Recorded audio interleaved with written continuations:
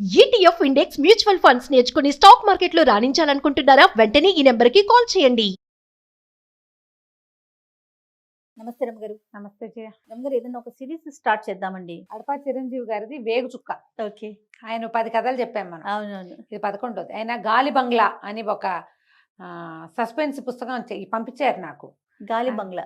కానీ దాన్ని చెప్పడానికి ముందు వెనక ఆడి ఆడి నేను సస్పెన్స్ మెయింటైన్ చేయలేనేమోనని చెప్పట్లేదు. ఓహో, చదివేశారు, అయిపోయిందా? చదివాను ఎప్పుడో, చాలా రోజులైంది. చెప్పండి అమ్మా, గుర్తొచ్చినప్పుడల్లా ఆయన ఫోన్ చేసినప్పుడల్లా అమ్మా గాలి బంగ్లా చెప్తానన్నారు కదా మేడం, ఎందుకు చెప్పలేదు మీరంటారు. ఇది వేగు చుక్క లాస్ట్ ఇయర్ 25లో జూన్ జూలైలలో స్వాతిలో వచ్చింది. 16 వారాలు ఏమో సీరియల్. ₹1,00,000 బహుమతి వచ్చిందట ఆ కథకి. అబ్బా. అది బుక్గా ప్రింట్ చేయాల, సీరియల్గా వచ్చింది. అది మీరు చెప్పండి అన్నారు. అయితే ఆయన ఈ స్వాతి పత్రిక గురించి 2 మాటలు, మంచి మాటలు చెప్పాలమ్మా మీరన్నారు. కరోనా టైంలో చాలా పత్రికలు మూసేశారు, అప్పుడు అసలు చేయలేకపోయారు కదా. స్వాతి మాత్రం మూతపడలేదట.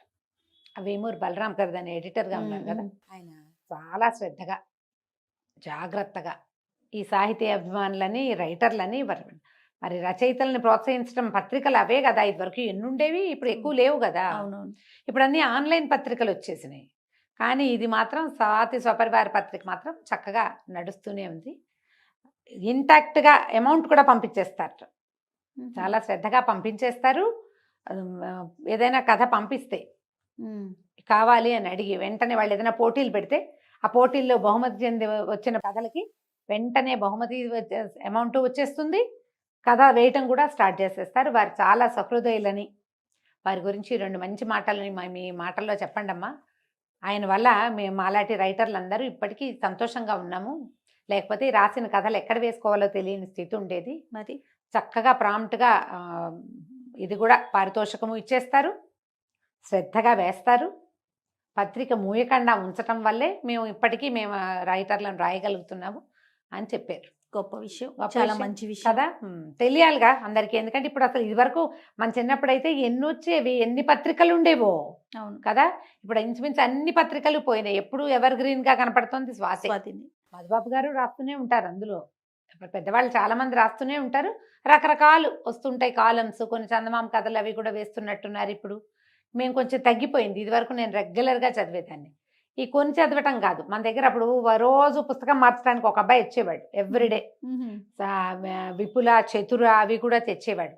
అప్పుడు ఇంకా హాసం అని అవని బోలెడని వచ్చేవి జయ. ప్రభా, జ్యోతి ఎన్ని వచ్చేవో. అదే ఏమీ లేవు. సినిమా పత్రికలు అవి కూడా పోయినాయి. ఇప్పుడంతా సోషల్ మీడియానే వ్యాపించి ఉంది. ఇప్పటికీ పుస్తకాలు చదివే వాళ్ళు ఉన్నారంటే ఈ పత్రిక ఒకటి నడుస్తోంది కాబట్టి, ఈ బుక్ చదవాలి, పుస్తకంలోనే చదవాలన్న ఆసక్తి ఉన్న వాళ్ళకి ఇది ప్లస్గా ఉంటుంది.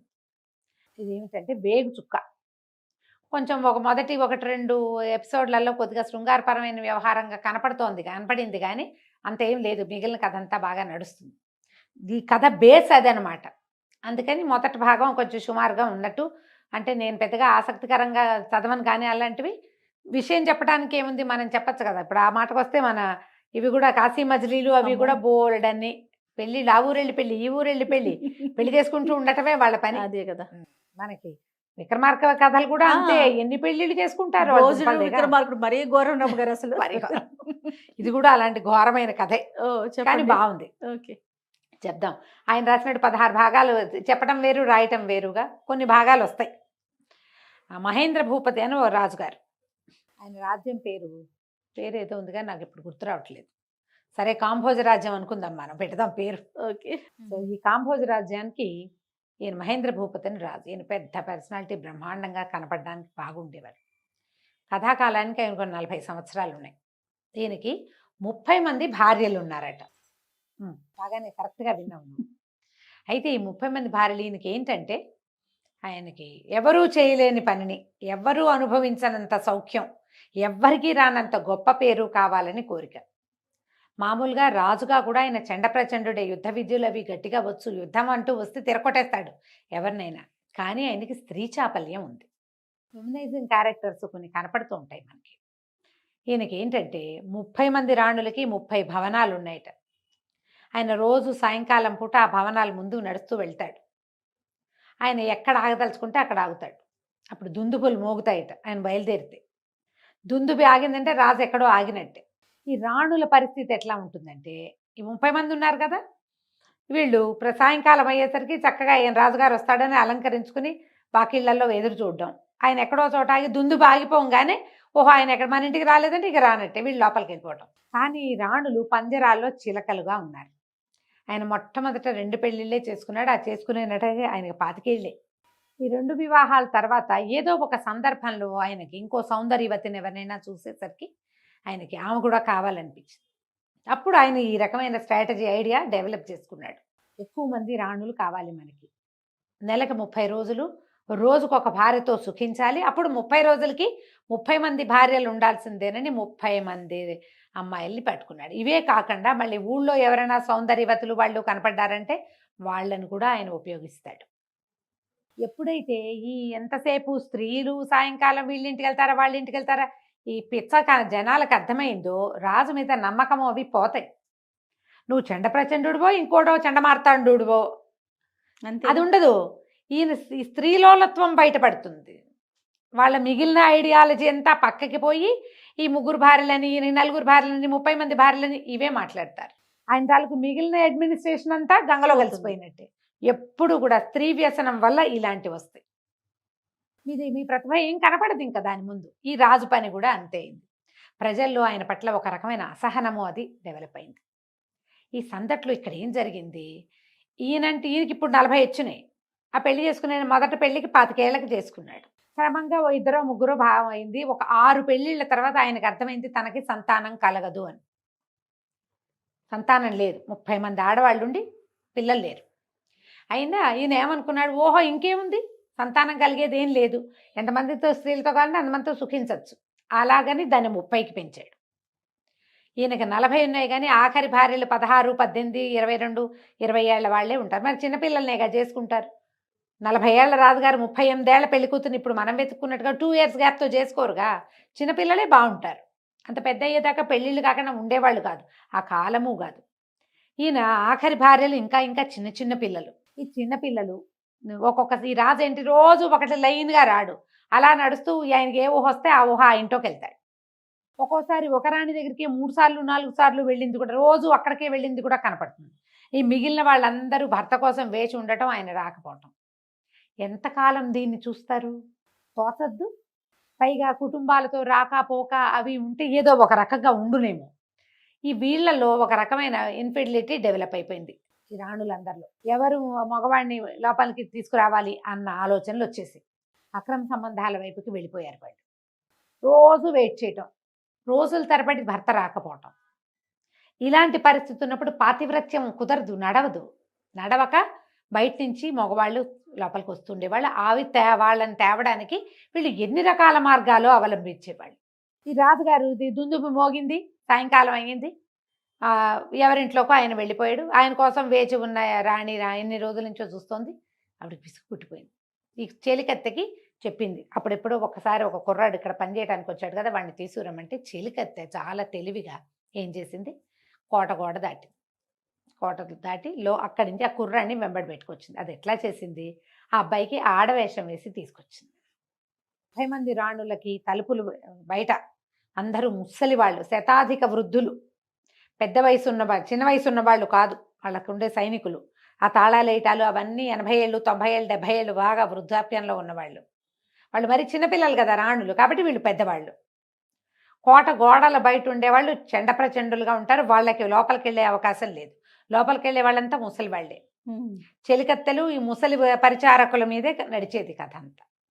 ఈ అమ్మాయి ఏం చేసింది, ఈ చెలికత్తె బయటికి వెళ్ళి ఆ కుర్రాడికి ఆడవేషం వేసి లోపలికి తీసుకొస్తే ఈ కోట దగ్గర తలుపులు వేసేవాడు ఉంటాడు కదా, అతను అడిగాడు, ఎవరే ఈ అమ్మాయి అంటే, ఆ అమ్మగారు తీసుకురమ్మన్నారు, లావణ్యమ్మ గారు పువ్వులు అల్లడానికి మనిషి కావాలన్నారు, ఆవిడకి పువ్వులు సరదా, మందిరం అంతా అలంకరిస్తారట సాయంత్రాలు, ఇలాంటి మాటలు చెప్పి కుర్రవాడిని లోపల తీసుకుపోయింది.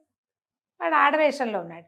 వాడిని తీసుకెళ్ళి రాణిగారి విలాస మందిరంలో పెట్టి రాణికి చెప్పింది, నువ్వు హాయిగా సంతోషంగా గడపచ్చు, నీ విలాస మందిరంలో నీకోసం ఒక కుర్రాన్ని తీసుకొచ్చాను అని. ఈ అమ్మాయి లోపలికి వెళ్ళిపోయింది. ఎప్పుడైతే రాజుగారు ఇంకో భార్యతోటి ఉన్నాడో ఒక భార్యతోటి ఉంటే ఇంకొక భార్య ఎవరో కుర్రవాడితోటి వెనకాల మందిరాల్లో ఉన్నది. తెల్లవారుజాముకి ఇది బయటపడిపోయింది. బయటపడిపోతే రాణి ఆ బయట నుంచి ఆడవేషంలో వచ్చినటువంటి కుర్రవాడు వాడిని వెంబడి బయటకు తీసుకొచ్చిన చెలికత్తె, ముగ్గురికి శిక్షలు పడ్డాయి. రాణిది అబ్బాయిది తలలు వేళ్లాడు కట్టారు కోటకోడకి, చెలికత్తెకి ఊరి శిక్షేశారు. మరి దానివల్ల కదా ఇది జరిగింది. ఇట్లా బయటపడుతూనే ఉన్నాయి. ముగ్గురు రాణులు మోక్షం పొందారు. అయినా కూడా ఊరుకోవాలని లేదు వీళ్ళకి, మిగిలిన వాళ్ళకి. కొన్ని రోజులు భయం, కొన్ని రోజులే భయం వేస్తుంది జయ. తర్వాత మళ్ళీ మామూలు అయిపోతుంది. తర్వాత శరీరం దాని పని అది చేస్తుంది కదా. ఉప్పు కారం తింటారు, చీవు నెత్తురు కలిగి ఉంటారు, ఎప్పుడూ అవజ్ఞ అంటే అవతల వాళ్ళ నుంచి తిరస్కృతిని పొందుతూ ఉంటారు. మళ్ళీ పుడుతుంది అలాంటి బుద్ధి. ఇక ఇదే గోలగా ఉంటుంది. ఊరంతా చెప్పుకుంటారు, ఇలా జరిగిందిట, ఇట్లా అయిపోయిందిట. రాణిని ఆ కుర్రాడిని చంపేశారు, చెలికత్తెకి ఉరిశిక్ష చేశారు. ఏమిటి ఈ పనులు? ఇంతమంది రాణులు ఏమిటి ఈ గోల ఏమిటి? ఈ ఆడపిల్లల్ని ఇచ్చేయటం ఏమిటి?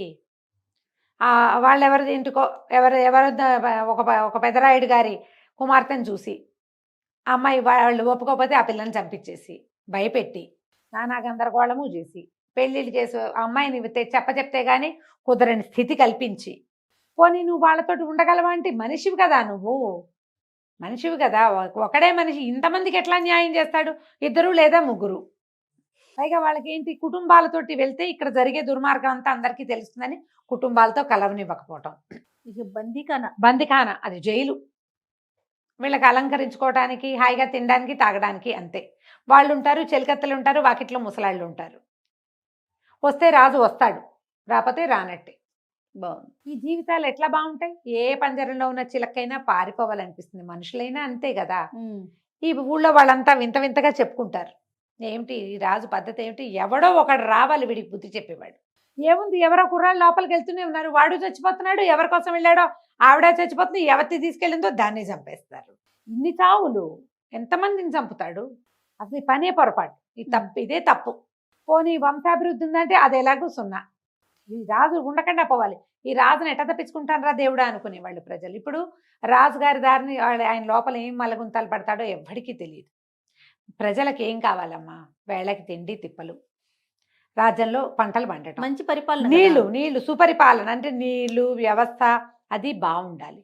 వ్యవస్థని మించి రాజుగారి తాలూకు దుర్వ్యసనమే బయటపడుతోంది. వ్యవస్థ ఉన్నా రాజుగారి దుర్వ్యవసాయం ప్రజలకి నచ్చదు, కంటగింపుగా ఉంటుంది. వ్యవస్థ ఏదో నడుస్తోంది, వ్యవస్థ కంటే ఎక్కువగా ఈ దురవస్థే నడుస్తోంది. పాపం విసిగిపోయి ఉంటున్నారు వాళ్ళు. ఎప్పుడో ఒకప్పుడు ఎవడో రావాలి, వచ్చి ఈ రాజు పీచమణిచి ఈ రాజును దింపేసేయాలి ముందు. అసలు ఈ ఆడవాళ్ళ వ్యవహారం ఇంత ఉండకూడదు. ఇది గోళలు నడుస్తూ ఉండేవి. అయితే ఈ రాణుల్లో మాళవిక అని ఒక ఆవిడ. ఆ మాళవిక ఒక 16-17 సంవత్సరాల చిన్నది. ఈ అమ్మాయి ఒక వ్యాపారస్తుడి కుమార్తె. ఇంకొక వజ్రాల వ్యాపారస్తుడి కుమారుడితోటి వివాహం కుదిర్చారు. వివాహం కుదిర్చాక, వివాహం అన్ని వ్యవస్థ అయ్యాక, అన్ని ఏర్పాట్లు అయిన తర్వాత రాజుగారు ఈ పిల్లని చూశాడు. చూసి మీ పిల్లని మాకు ఇవ్వమంటే ఈయన సంగతి తెలుసుగా, ఆయన ఒప్పుకోకపోతే సైనికులు వెళ్ళి బెదిరించి మీరు చచ్చినట్టు పెళ్లి చేయవలసిన స్థితి కల్పించి మాళవికను తెచ్చాడు. ఈ పిల్ల ముందు నుంచి ఆ ఇంట్లో అందరితో బాగా ఉండేది, దిక్కు దివాణం లేకుండా ఉంది. ఒక స్నేహితురాలు ఉంది, ఒక చెలికత్తె, మాలతి పేరు బహుశా. వీళ్ళు ఇద్దరు బాగా స్నేహంగా ఉండేవాళ్ళు. అమ్మా నాన్నని చూడాలందని ఏడుస్తూ ఉండేది. అయితే ఈ అమ్మాయి ఏమంది, మాలతి అయితే ఒక ఉత్తరం రాయి, జాగ్రత్తగా ప్లాన్డ్గా నేను మీ ఊరు తీసుకెళ్తా. సరే బాగా ఆలోచించి దేంట్లో రాయాలి, ఉత్తరం ఎలా రాయాలి, పైగా ఏదైనా ఉత్తరాలు అవి బయటపడినా చంపేస్తాడు రాజు. అదే కదా, రాజు ఊరుకోడు. సరే ఒక ఉత్తరం రాసి ఆ ఉత్తరాన్ని సన్నగా చుట్టి ఈ మాలతి జడలో పెట్టి అల్లింది. జడ ఊడదీస్తే కానీ ఉత్తరం కనపడదన్నమాట. ఆ ఉత్తరం పుచ్చుకుని మాలతి వెళ్ళింది. ఈ లోపల రాజుగారు మంత్రి గారు మాటలకి కూర్చున్నారు. రాజుగారు వాళ్ళ మంత్రిని, మహేంద్ర భూపతి తన మంత్రిని పిలిచారు. ఈయన తరతరాలుగా ఇక్కడ మంత్రిత్వం నెరవేరుస్తున్న కుటుంబం వాడే. రాజు కంటే వయోవృద్ధుడు, కొంచెం పెద్దవాడు ఆయన. ఈ మహేంద్ర భూపతిని చిన్నతనం నుంచి చూస్తున్నాడు. రాజు ఆలోచనల్లో ఉన్నటువంటి ఈ అవకతవక విధానము, ఈ స్త్రీ వ్యసనము, అక్కడ అవతల జరుగుతున్నటువంటి ఈయన నిరాదరణ వల్ల, లేకపోతే ఈయన ధూర్తత్వం వల్ల అవతల జరుగుతున్నటువంటి అనవసరమైన వ్యవహారాలు, మంత్రికి స్పష్టంగానే తెలుసు. అయితే మాట్లాడుకున్నారు కూర్చుని. ఈయన ఏం చేశాడు, ముందు 3 రాణుల్ని చంపించాడు. 3 బదులు మళ్ళీ 3 పెళ్ళిళ్ళు చేసుకున్నాడు. ఓహో, మళ్ళీ ఫిల్ మరి చేసేస్తున్నాడు. వీళ్ళు 30 పూర్తి కావాలి. 30 తర్వాత ఇప్పుడు ఒక అమ్మాయిని చెలికత్తె ఆడవేషం వేసి తీసుకొచ్చింది కుర్రండి. ఆ అమ్మాయి ప్లేస్లో ఇంకొక రాణిని వెతుక్కుంటున్నారు ఇప్పుడు. ఆ రాణిని చంపేశారు, లావణ్య ఆవిడ పేరు. ఆవిడ కోసమని ఆ ప్లేస్ ఫిల్ చేయడానికి మళ్ళీ యువతుల వేట. ఊళ్ళో ఎలా ఉందంటే అసలు ఆడపిల్లల్ని బయట కనపడనివ్వకూడదు, ఏ ఫంక్షన్లలోని కనపడనివ్వకూడదు, ఇలాంటి పరిస్థితి వచ్చింది. అయితే మంత్రి గారిని పిలిచి, ఏమిటి ఈ పరిస్థితిని ఎట్లా అడ్డుకట్టాలి అంటే, మీరు ఊరికే అనుమాన పడుతున్నారు, అలాంటిదేం ఉండదు, మన వాళ్ళంతా మంచివాళ్లే ఆహా, రాణుల్ని ఎలా జాగ్రత్తగా కాపాడుకోవాలని అని అడుగుతున్నాడు. ఇప్పుడు పరిస్థితులు వీళ్ళు ఇలాంటి దానికి పాల్పడితే ప్రజల్లో మనకేం గౌరవం ఉంటుంది? ఓకే, రాజుగారి భార్య మంచిది కాదని చెప్పుకుంటే అవమానం కాదు మరి ఎట్లా దీన్ని కట్టడి చేయటం, ఎలా ఈ పరిస్థితిని అరికట్టడం ఈయన లోపల ఉంది మంత్రి గారికి. నీ విధానమే తప్పు, ఇది చేయాల్సిన పని కాదు. కానీ ఆ మాట పైకంటే రాజు ఒప్పుతాడా? చేసేసుకున్న పెళ్ళిళ్ళకి ప్రతిక్రియ ఏం చేస్తారు ఇప్పుడు? అదే కదా. ఆ అమ్మాయి పోయింది, పోని ఊరుకోవచ్చుగా, మళ్ళీ పెళ్లి ప్రయత్నంలో పడ్డాడు. అని 30 కావాలని ఆయన లెక్క, శాశ్వతంగా తన పేరు చరిత్రలో నిలబెట్టుకోవాలని. అడిగితే ఈయన అన్నాడు మంత్రి, అలాంటిది ఏం లేదండి, ఏదో ఒకటి జరిగింది అంతేగాని ఇలా ఈ ఒకటి జరగడం ఏంటి, అంతకుముందు 3 చంపించాం, 3 పోయారు, ఇప్పుడు మళ్ళీ ఒకటి పోయింది లేటెస్ట్గా. మీరు అట్లా ఎట్లా చెప్తారు? అలా చెప్తామంటే మనం ఉత్తమ కుటుంబాల కన్యలనే తెచ్చుకున్నాము, పర్వాలేదంటే రాజు లేచి నిలబడి మంత్రి గారు కూర్చుంటే ఆయన వెనక్కి వెళ్ళి ఒడ్లో నుంచి కత్తి తీసి పిడిబాకు మంత్రి గారి మెడకి పెట్టాడు. ఇదంతా సరిగ్గానే ఉందంటారా అంటే, అక్షరాల మన పరిస్థితులు సరిగ్గానే ఉన్నాయి, మొత్తం మన రాణులందరూ దుర్మార్గులు, ఇది ఒకటి జరిగితే అందరికీ ఇలాంటివే ఉన్నాయని మనం ఎలా అంటాం?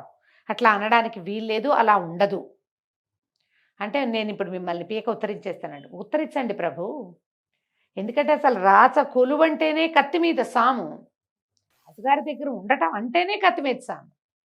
ఇన్నేళ్ళు బతికాం, ఇప్పుడు మీకు నచ్చలేదు తీసేస్తారు, దానికి సిద్ధపడే రాచ కొలువుకి దిగాలి, అది ముందే నిశ్చితం. మా ముందు తరాల్లో కానీ మీ ముందు తరాలు కానీ ఇలాంటిది జరగల, అంతకుముందు ఎప్పుడైనా జరిగితే జరుగుండదు, ఇవాళ జరిగితే చేయగలిగేదేం లేదు, నేను సిద్ధం, మీ సేవలో ఉన్నాను అనేసరికి కత్తి తీసేశాడు ఆయన.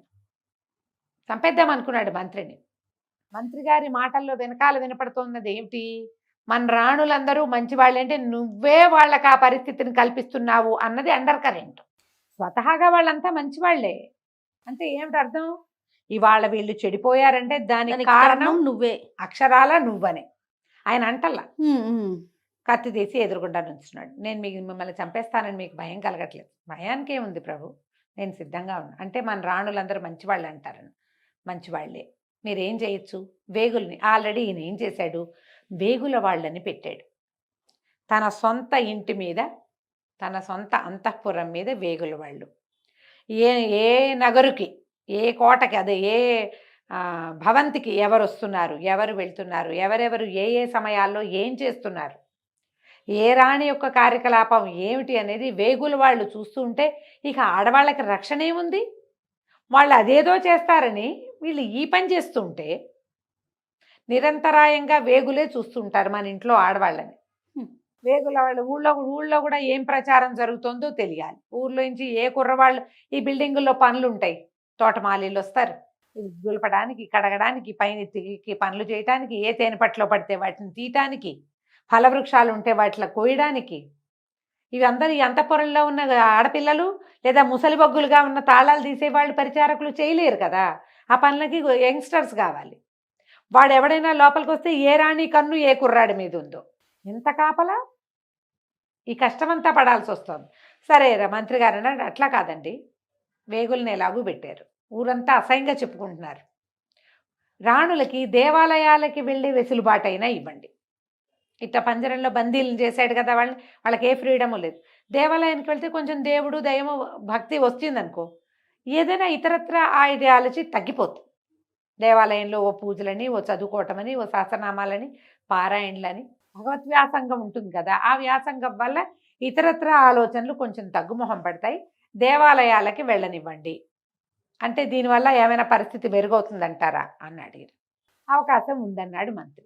రాజు అన్నాడు, ఒకవేళ దీనివల్ల ఏదైనా సమస్య వస్తే అప్పుడు నేను మిమ్మల్ని సంహరించే పని అప్పుడు చేస్తాను. సంహరించడం అయితే సంహరించడం. వాళ్ళు ఏమైనా చేస్తే ఈయన మంచి వాళ్ళని చెప్పాడు, నువ్వు చెప్పావుగా మంచి అని అంటాడనమాట. సరే, ఇప్పుడు ఈ రాణివాసంలో ఏవో కొన్ని ఏర్పాట్లు మారుద్దాం అనుకున్నారు. ఈ ఊళ్ళో వేగులు వాళ్ళు తిరగటం ఇవన్నీ గోలు. మాళవిక అనే మహారాణి ఏం చేసింది, మాలతి అనే తన చెలికత్తెకి తల్లిదండ్రుల కోసం ఆ అమ్మాయినే రాజుగారు ఏం చేశాడు, ఈ వజ్రాల వ్యాపారస్తుడి కుమార్తె, అవును. వాళ్ళ శ్రీపురమో ఏదో వాళ్ళది, అక్కడికి వెళ్ళాలి. ఈ అమ్మాయి ఏం చేస్తుంటే ఈ దండ ఈ ఉత్తరాన్ని సన్నగా చుట్టి మాలతి జడలో వేసేసి పంపించింది. మాలతి పురుష వేషం ధరించి ఆడవాళ్ళ బట్టలు కాకుండా మగవాళ్ళ లాంటి బట్టలు వేసుకుని ఒక గుర్రం తీసుకుని ప్రయాణం మొదలుపెట్టింది. ఏదో పని మీద వెళ్తున్నానని చెప్పింది. ఇక్కడ వాళ్ళు ఎవరు అడగల. మాలతిని అసలు రాజుగారి కంట పండే వల్ల మాలతి చాలా అందగత్తె. ఈ మాళవిక కంటే ఇది తెలిసిందిగా, ఈయన మందమైన ఆడవాళ్ళని చూస్తే వదిలిపెట్టాడని. రాజుగారు వచ్చే సమయానికి ఆ పిల్లని ఉంచనిచ్చేది కాదు. ఇద్దరు అక్కా చెల్లిలాగా చాలా స్నేహంగా ఉంటాడు, ఒకే వయసు వాళ్ళు. పైగా అమ్మాయి రాచకూతురు కాదు, వ్యాపారస్తుల పిల్ల. వాళ్ళ ఇంట్లో ఉండే వాళ్ళతో అట్లా అక్కా చెల్లి స్నేహం కలుపుకునే పద్ధతి. బాగా దుఃఖపడింది, కానీ ఇంక ఇప్పుడు చేసే దారి ఏం లేదు. లావణ్య దుర్మరణం పాలైపోయింది. ఈ పనులు చేసిన వాళ్ళు ఎవరైనా అంతే. కానీ ఎన్నాళ్ళు ఇట్లా ఈ ఒంటరి జీవితం. ఆ అబ్బాయిని ఎవరినో చేసుకుందామంటే అది ప్రియుడు కాదు, కానీ పెళ్లి సంబంధం కుదిరింది. అది పోయి ఇప్పుడు అవతల వాడు కూడా మనలాంటి వాడే అయ్యి నీకు నువ్వు నాకు నేను మనం ఇద్దరమే అంటే జీవితం వేరేగా ఉంటుంది. 30 మందిలో నువ్వు ఒకదానివి, నీ టర్న్ వస్తే వస్తుంది, లేకపోతే లేదు. అంటే ఏం జీవితం? పైగా దాంతో చుట్టాలు లేరు, పక్కాలు లేరు, పుట్టిల్లు లేదు, గుడి గోపురం అసలే లేదు, బయటికి వెళ్ళే వీలు లేదు. వేగులు వాళ్ళు, నువ్వు అమ్మాయి ఎటు పక్కకు చూసినా అక్కడ ఏముందో చూస్తూ ఉంటారు వీళ్ళు. ఒంటరితనం, ఆ దుఃఖాన్ని భరించడం కూడా కష్టమే కదా. ఎన్నాళ్ళు మనకి ఏదైనా రాత కొలువులోకి వెళ్తే కొన్ని రోజులే బాగుంటుంది, అక్కడ బట్టలు బాగుంటాయి, నగలు బాగుంటాయి, తిండి బాగుంటుంది. ఒక 2 రోజులు అన్నీ 2-3 కట్టుకుని 4-5 ధరించి 2 పూటలు తిన్నాక వేరే విషయాల కోసం శరీరం మనసు అరువులు చాచేయవు. అందులో అమ్మ నాన్న కావాలి, పెద్దవాళ్ళు ఎవరైనా ఉండాలి, తోడు ఉండాలి, కబుర్లు చెప్పుకోవడానికి మనుషులు కావాలి. యంగ్స్టర్స్ అయితే శరీరానికి రకరకాల ధర్మాలు ఉన్నాయి కదా. ఉత్తరం పుచ్చుకుని వెళ్ళింది మాలతి. ఈ వెళ్ళేసరికి ఆ అమ్మాయి ఊరు దాటేసింది. ఊరు దాటి ఒక అటవీ మార్గం పట్టేసరికి అలా ఆ అమ్మాయికి ఒకడు కనపడ్డాడు. అతను ఒక వేగు, మల్లుడు అలాంటి పేరున్నవాడు. గుర్తుపట్టేశాడు. ఈ అమ్మాయి మగవేషం వేసుకున్నాడు. ఎక్కడికి వెళ్తున్నావు ఏమిటని ప్రశ్నించాడు. ప్రశ్నిస్తే అమ్మాయి కాస్త అత్తర్లాడింది, కానీ మా చుట్టాలు శ్రీపురం వెళ్తున్నాను, వాళ్ళ ఇంటికి, వాళ్ళకి కాకుండా వేరే ఊరు పేరు చెప్పింది. శ్రీపురం పక్కన ఇంకో ఏదో ఊరు వెళ్తున్నాను, మా బంధువులు ఒకరికి ఒంట్లో బాగుండలేదు, చూడ్డానికి వెళ్తున్నాను అనేసరికి అక్కడ మీ బంధువులు ఎవరు లేరు కదా. కాదులే ఉన్నారంతే. అంటే వాడేమన్నాడు వేగు, పద నేను కూడా వస్తాను నీతో పాటు. ఎందుకంటే ఈ అమ్మాయి యువరాణి రాణిగారి దగ్గర ఉండే చెలికత్తె. ఏం చేయబోతోందో ఈ అమ్మాయిని సోదా చేద్దాం అనుకున్నాడు. వస్తువులు ఏం లేవు, జళ్ళ ఉంది. వాడు పదే పదే తను కూడా వస్తానంటే నువ్వు మా చుట్టాల ఇంటికి రావడానికి వీల్లేదు, ఏది మీ వాళ్ళు రాసిన ఉత్తరం చూపించన్నాడు. ఉత్తరం లేదు. వెంటనే వాడేమన్నాడు, అయితే సరే బాగానే, నువ్వు నాతో గడుపు, నేను నిన్ను వెళ్ళనిస్తాను, లేకపోతే నేను నీ వెనకాల రావాల్సిందే, నీ అంతేమిటో చూసి రాజుగారికి అప్పచెప్పాల్సిందే. ఏం చేస్తుంది ఆడపిల్ల? ఏమనుకుంది, సరే ఎలాగూ నేను మాళవిక కోసం నా ప్రాణాలు ఇవ్వడానికైనా సిద్ధపడే బయలుదేరా, సరే ఆ శరీరం ఏదో వీడికి ఇచ్చేద్దామని ఒప్పుకుంది. సరేనని అబ్బాయి వాడు ఆ నాగమల్లుడు అనేవాడు దగ్గరకు వచ్చి ఒంటి మీద చెయ్యేసేసరికి అలా వెనక నుంచి ఒక పురుష స్వరం వినపడింది. పరాయి ఆడపిల్ల ఒంటి మీద చెయ్యేసినా సిగ్గులేదా నీకు? వెనక్కి తిరిగితే ఒక ఆజానుబాహువైన ఒక యువకుడు గుర్రంతో దిగి నిలబడి ఉన్నాడు. నీకెందుకు, నీ దారిన పొమ్మన్నాడు ఈ వేగువాడు అనేసరికి ఆ అబ్బాయి ఒప్పుకోలేదు. ఇది అడవా, రాజ్యమా, ఏమిటి, ఎవరు లేకపోతే నీవు ఇష్టం వచ్చినట్టు చేస్తావు. ఒక వారాయి స్త్రీని ఆమెను బెదిరించి ఆమె శీలాన్ని దోచుకోవడానికి ప్రయత్నం చేస్తున్నావు, చూస్తూ నేను ఊరుకోను, నాతో తలపడి తర్వాత ఆమెతో తలపడదు కానీ ముందు అనేసరికి నువ్వు అంత మగాడివా అన్నాడు. వాడు ఊరుకోలే. వాడు నేను రాజుగారి వేగుని, నాకు చాలా శక్తులు ఉన్నాయని నమ్ముతారు. చాలామందికి మనుషులకి వాళ్ళ సొంత శక్తి కంటే తమ ఉద్యోగపు పవర్ మీద చాలా నమ్మకం ఉంటుంది. ఈ యువతల వాడు చూస్తే వీడు కుర్రాడుగా ఉన్నాడు, మంచి ఎత్తరి మనిషి, బాగా దృఢంగా కనపడుతున్నాడు. పైగా ఎవరైనా వెనక నుంచి ఎంత మాటైనా అనగలిగాడంటే వాడికి ఏదో తెంపర్తనం ఉంది. వీడికి ఏంటంటే అధికారమైన బలం ఉంది కాబట్టి ఈ అమ్మాయి ఎలాగో మా వంటింటి కుందేలు ఇది ఎక్కడికి పోదు. రేపొద్దున ఇక్కడ ఏదైనా తేడా వచ్చినా వీడు పోయి మళ్ళీ నగరానికి వచ్చి ఈ పిల్లని నేను ఆ దారికి వెళ్తుంటే చూశానంటే దీన్ని పట్టేస్తారు వాడు. కత్తి దూసాడు. అవతల అబ్బాయి ఊరుకోలే. ఆ కుర్రాడు కూడా రాజపురుషుడిలాగా ఉన్నాడు. కత్తి తీశాడు. నేను చాలా బలశాలని నమ్మే నాగవల్లుడు కాసేపట్లో కిందెట్టు మీదెట్టు అయిపోయాడు. వల్ల కాల దెబ్బలు తగిలేసినాయి గట్టిగా. ఇక పారిపోయాడు. అక్కడి నుంచి పరిగెత్తుకుంటూ వెళ్ళిపోయాడు. అతను కత్తి వరలో పెట్టుకుని ఈ అమ్మాయి కూడా బెదిరింది. ఏం చేయాలో తెలియలా. ఇప్పుడు వెళ్ళిపోవాలో వద్దో తెలియటల్లా. తన నాగమల్లుడికి దొరికేసింది. ఇప్పుడు వాడు మరణించకుండా ఉంటే వాడు రేపు పొద్దున ప్రమాదకారే. ఇప్పుడు ఎదుర్కొంటా ఉన్నవాడు ఎవరో కూడా తెలియదు. ముందున్నవాడైతే నేను గుర్తుపెట్టా, వీడు ఎవడో తెలియదు. నిలబడి నేను దండం పెట్టింది. బాబు సమయానికి కాపాడారు, మీరెవరండి ఏమిటండి అంటే అతను ఆ పక్క రాజ్యానికి యువరాజు.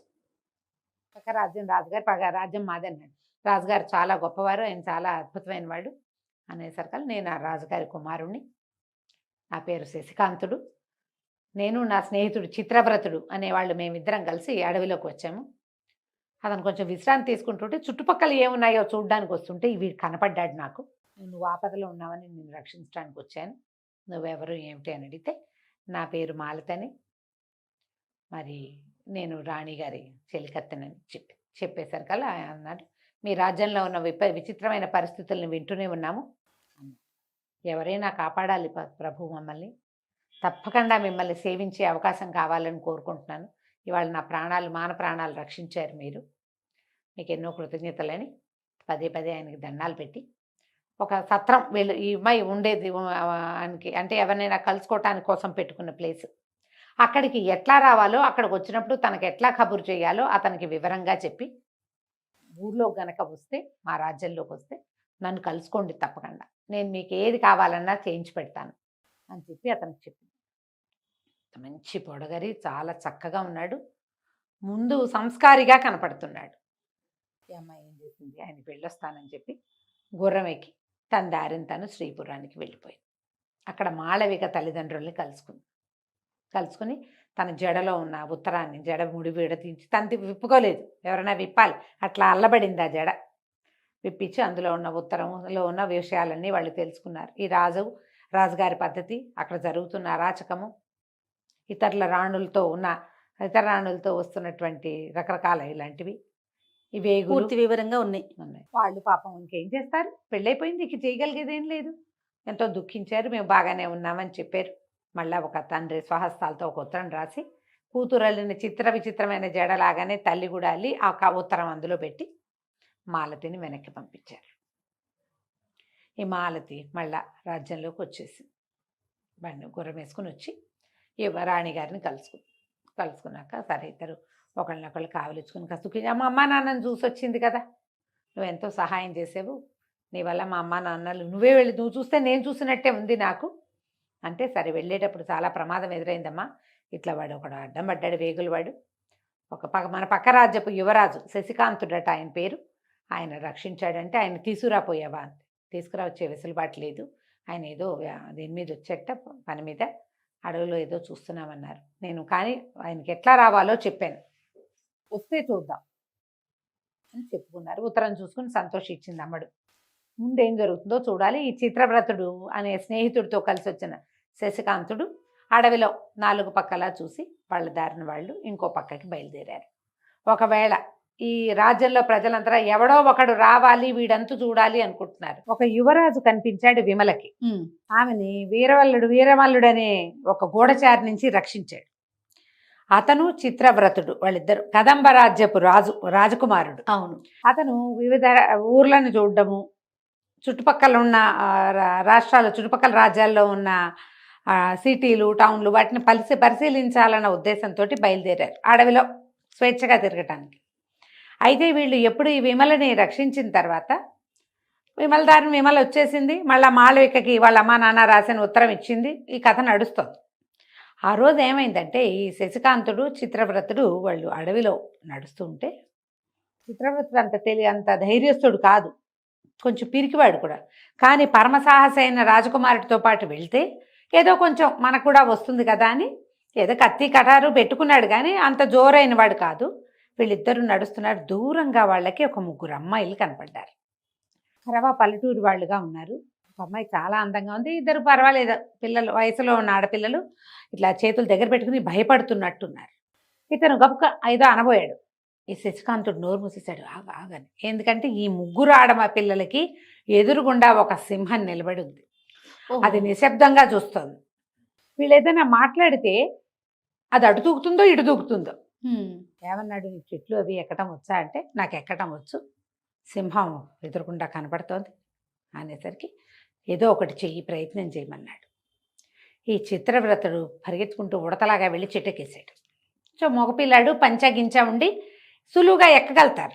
మగపిల్లాడు అవ్వటం ఒకటే కాదు, వాళ్ళ బట్టలు కూడా, బట్టల వల్ల రెండోది మగపిల్లల్లో ఉండే ఒక రకపు తెంపరితనం సాధారణంగా కొంచెం ఆడపిల్లల్లో తక్కువ ఉంటుంది. అవునండి. మన చెట్టెక్కేయగలం అవన్నీ నమ్మలేరు, వాళ్ళు భయపడతారు, ఎక్కుతారు తర్వాత, కానీ ముందు భయం ఉంటుంది. ఈ ఆడపిల్లలు ముగ్గురు పరిగెడదామని ఉంది కానీ వాళ్ళకి చెట్టు ఎక్కగలమన్న నమ్మకం లేదు. దానితో ఇంత పెద్ద పెద్ద పరికిణీలు, ఓణీలు, జళ్ళు, బట్టలే అడ్డం పడిపోతాయి. వణికిపోతున్నారు ఆ సింహాన్ని చూసి. ఇతను ఏం చేశాడు, శశికాంతుడు గబుక్కుని చప్పట్లు జరిచాడు. ఉలిక్కిపడ్డారు వాళ్ళు, ఉలిక్కిపడ్డారు, ఈ సింహము ఉలిక్కిపడి, ఈ ఉలిక్కిపడిన సింహము సులువుగా ఇతను కొంచెం దగ్గరలో ఉండేసరికి ఇతని వైపుకు దూకింది. దూకంగానే ముగ్గురు ఆడపిల్లలు పరిగెత్తుకుంటూ వెళ్ళి చెట్ల చాటున ఉంచున్నారు. చెట్టు ఎక్కలేరు. ఇక లంఘించింది సింహం ఇతని మీదకి.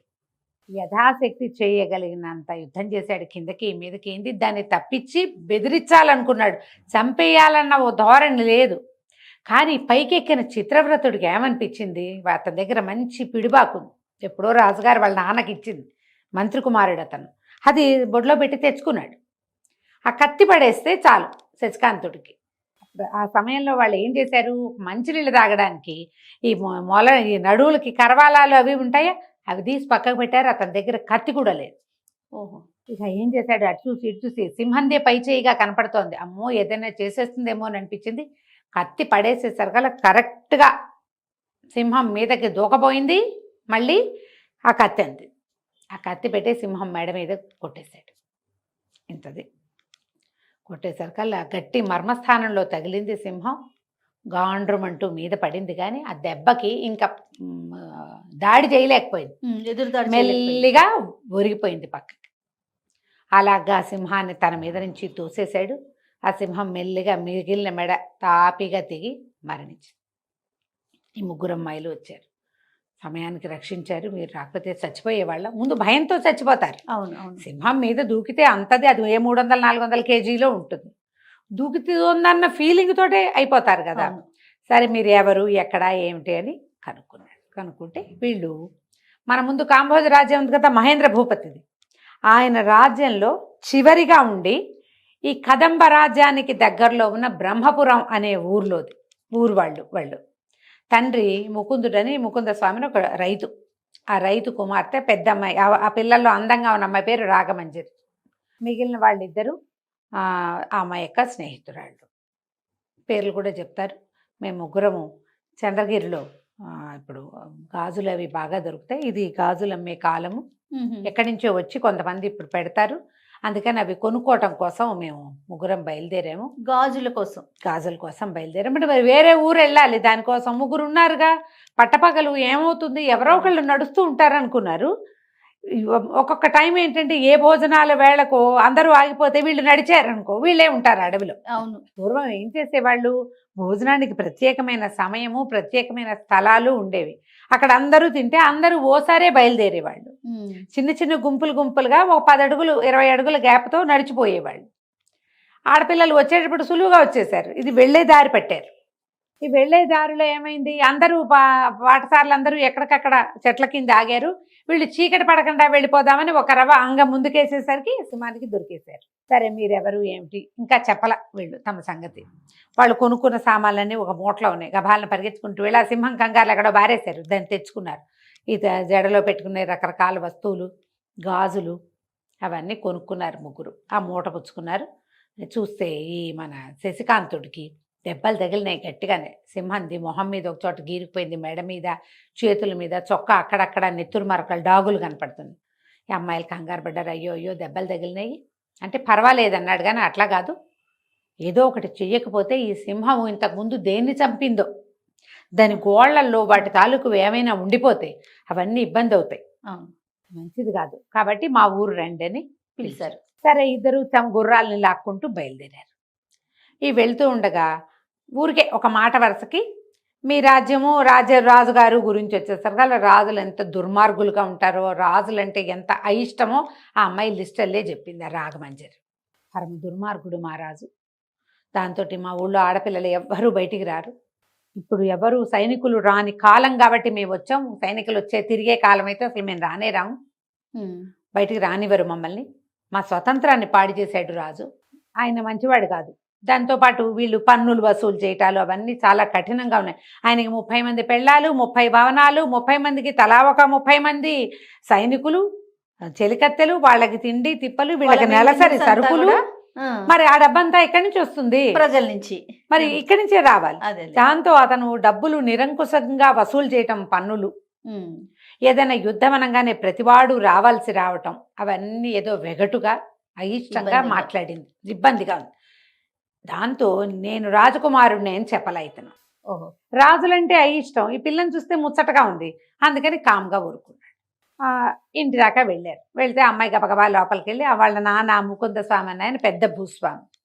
ఆయన ఏమమ్మా ఇంత ఆలస్యమైంది ఏదో అడిగాడు. నాన్న ఇట్లా సింహం కనపడింది, ఆ అడవిలో ఉన్నవే 2-3 సింహాలు, అది మాకు ఎదురుపడింది. కొంతమంది వస్తూ ఏం చేస్తారు, డప్పులు అవి మోగిస్తారు, అడవుల్లో రాకుండా ఉంటాయి. ఒంటరిగా ముగ్గురే వెళ్తుంటే ఏం డప్పులు, ఏమీ లేవు.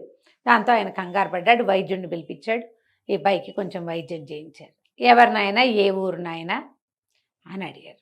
ఇప్పుడు చెప్పాలి, మీరు బాగా ఆలోచించి. మేము నేత వ్యాపారులం అండి, మా నాన్నగారికి మగ్గాలు ఉన్నాయి, మేము పట్టు వస్త్రాలు, తర్వాత ఏమో వెండి బంగారాలతోటి ఇవి వస్తువులు, చిన్న చిన్న వెండితోటి వస్తువులు చేయించి అమ్ముతాము అని చెప్పి. పక్కన చిత్రవ్రతుడు ఉన్నాడుగా, ఈ వ్రతుడిని అడిగారు. బాబు మీరేమిటంటే బాగా ఆలోచించి, మంత్రి గారు అబ్బాయి నేను చెప్పకూడదు, మా నాన్నగారు వీళ్ళ నాన్నగారి దగ్గర పనిచేస్తారండి, మేమిద్దరం ఫ్రెండ్స్ అండి అన్నాడు. ఎలాంటి వస్త్రాలు నేస్తారు, ఎలాంటి వస్తువులు చేయిస్తారంటే ఈ అబ్బాయి ఊహకు వచ్చినవేవో 4-5 మాటలు చెప్పాడు. ఆ రాత్రి కొంచెం చక్కగా వైద్యం చేయించారు, వేడి పాలు కల్పించారు, ఏదో అన్నం పెట్టారు, రాత్రి పక్కలేయించారు, పడుకున్నారు. ఒక పూటైనా ఆగితే తెల్లారేసరికి జ్వరం వచ్చేస్తుంది దెబ్బలు తగిలితే. 2 రోజులు 3 రోజులు ఉన్నారు వాళ్ళ ఇంట్లోనే. ఈ శశివృగాకాంతుడికి ఈ రాగమంజరికి బాగా స్నేహం కలిసింది, కళ్ళు చూపులు మార్చుకుంటున్నారు ఇద్దరు. చిత్రవ్రతుడికి అర్థమైంది రాజకుమారుడి అమ్మాయి ప్రేమలో పడ్డాడని, కానీ ఊరుకున్నాడు, అతనేం చెప్పకుండా మనం ఎందుకు చెప్పాలి అని. సరే 3వ రోజున వెళ్ళొస్తామని చెప్పి మెల్లిగా బాయ్ చెప్పి వెళ్ళిపోయారు. కానీ వారానికి 2 సార్లు 3 సార్లు ఇక్కడికి ఈ ఊరు వచ్చి ఈ అమ్మాయిని కలుసుకుంటూ ఉండేవాడు. మొదట ఒక 10 రోజులు రాల, ఎంతసేపు ఆలోచిస్తుంటే చిత్రవ్రతుడే ఎంకరేజ్ చేశాడు, అంత నచ్చితే వెళ్ళి చూసి రావచ్చు కదా అని.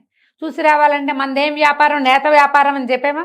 ఇప్పుడు అందుకని చీరలు, ఆడపిల్లలు పెట్టుకునే కాళ్ళకి పెట్టుకునే మువ్వల పట్టీలు, అవి వెండితో చేసినవి ఆభరణాలు, అవి పట్టుకుని వెళ్ళి ఇదిగో గిఫ్ట్ అని ఇచ్చేసి ఆ వంకన మొదలుపెట్టాడు. ఇక వారానికి 2 సార్లు 3 సార్లు వెళ్ళి ఏదో తోటలో కలుసుకునేవాడు. అప్పుడప్పుడు వాళ్ళ ఇంటికి వెళ్ళి వాళ్ళని కూడా మేము వ్యాపారం పని మీద వచ్చామని చెప్పొచ్చుగా, మంచినీళ్ళు తాగొచ్చు, మజ్జిగ తాగొచ్చు, ఓ పూట భోజనం చేయొచ్చు, వాళ్ళ అమ్మాయిని రక్షించాడు కాబట్టి వాళ్ళు పెద్దగా అపార్థం ఏమీ చేసుకోరు. ఇలా తిరుగుతూ వస్తున్నాడు. ఒక్కసారి కూడా తను రాజకుమారుణ్ణని చెప్పలే. ఈ ప్రేమ కథ నడుస్తోంది. ఈ మహేంద్ర భూపతి మా కాంభోజ రాజ్యంలో రాజుగారు ఒక భార్యను చంపేశాడా, ముందు 3 పోయారు, అందరినీ పెళ్లి చేసుకున్నాడు, 3 బ్యాలెన్స్ ఫినిష్ చేశాడు. ఇప్పుడు ఒక అమ్మాయిని చంపేశారు, లావణ్య, ఆమెను సంహరించారు. ఆమె ప్లేస్లోకి ఇంకొక రాణి గారి కోసం వెతుకుతున్నారు.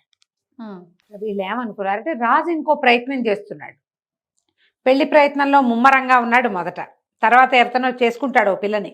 1 రోజుల పాటు ఆవిడకి చుక్కలు చూపించి ఆ అమ్మాయితోటే ఉంటాడు, మన జోలికి రాడు. ఈ 1 రోజులు ఆయన వాళ్ళ ఇంటికే వెళ్తాడు. ఈ దండోరా మోగటము, ఆయన రావటము, దుందుబులు మోగటం, ఎవరింటికి వస్తాడో అని వెయిట్ చేయటం ఏమీ లేదు. ఫస్ట్ ఎవరిని చేసుకుంటే ఇక వాళ్ళ ఇంటికి, ఈ కొత్తగా ఎవరిని చేసుకుంటే వాళ్ళు వాళ్ళ ఇంటికి వెళ్తాడు. అది అట్లా చేశాడు. ఇప్పటికి 2-3 సార్లు జరిగింది. వీళ్ళందరికీ తెలిసిపోయి మనం ఒక ప్యాటర్న్ ఫాలో అవుతున్నాం అనుకో, చుట్టుపక్కల వాళ్ళకి తెలిసిపోతుంది కదా వీళ్ళు. కాబట్టి మన జోలికి రాడు, మన ప్రయత్నం మనం చేసుకుందాం అనుకున్నారు. వీళ్ళు ఎవ్వరూ ఆ ప్రయత్నాలు మానల. ఎవరో ఒక స్నేహితుల్ని లోపలికి రప్పిస్తూనే ఉన్నారు, రకరకాలుగా జాగ్రత్త పడుతున్నారు అంతే. ఎక్కడ లూప్ హోల్ దొరుకుతుందా అని చూస్తున్నారు. అయితే వీళ్ళలో ఏంటంటే చెలికత్తెలకి విపరీతంగా డబ్బులు ఇస్తారు, వాళ్ళేగా మేనేజ్ చేయాల్సింది. వాళ్ళు మేనేజ్ చేయాలి.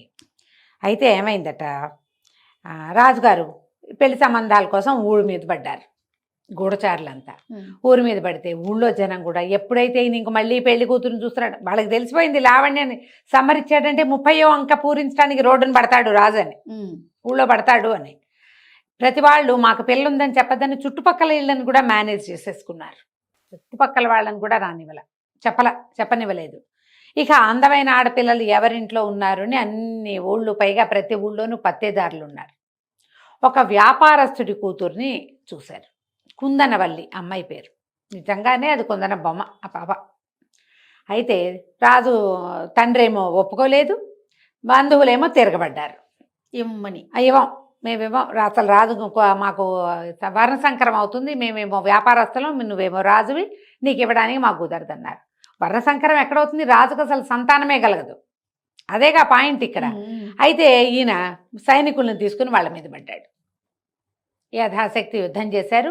పెళ్లి కుమార్తె తండ్రిని కూడా సంహరించి పిల్లని తెచ్చుకున్నారు.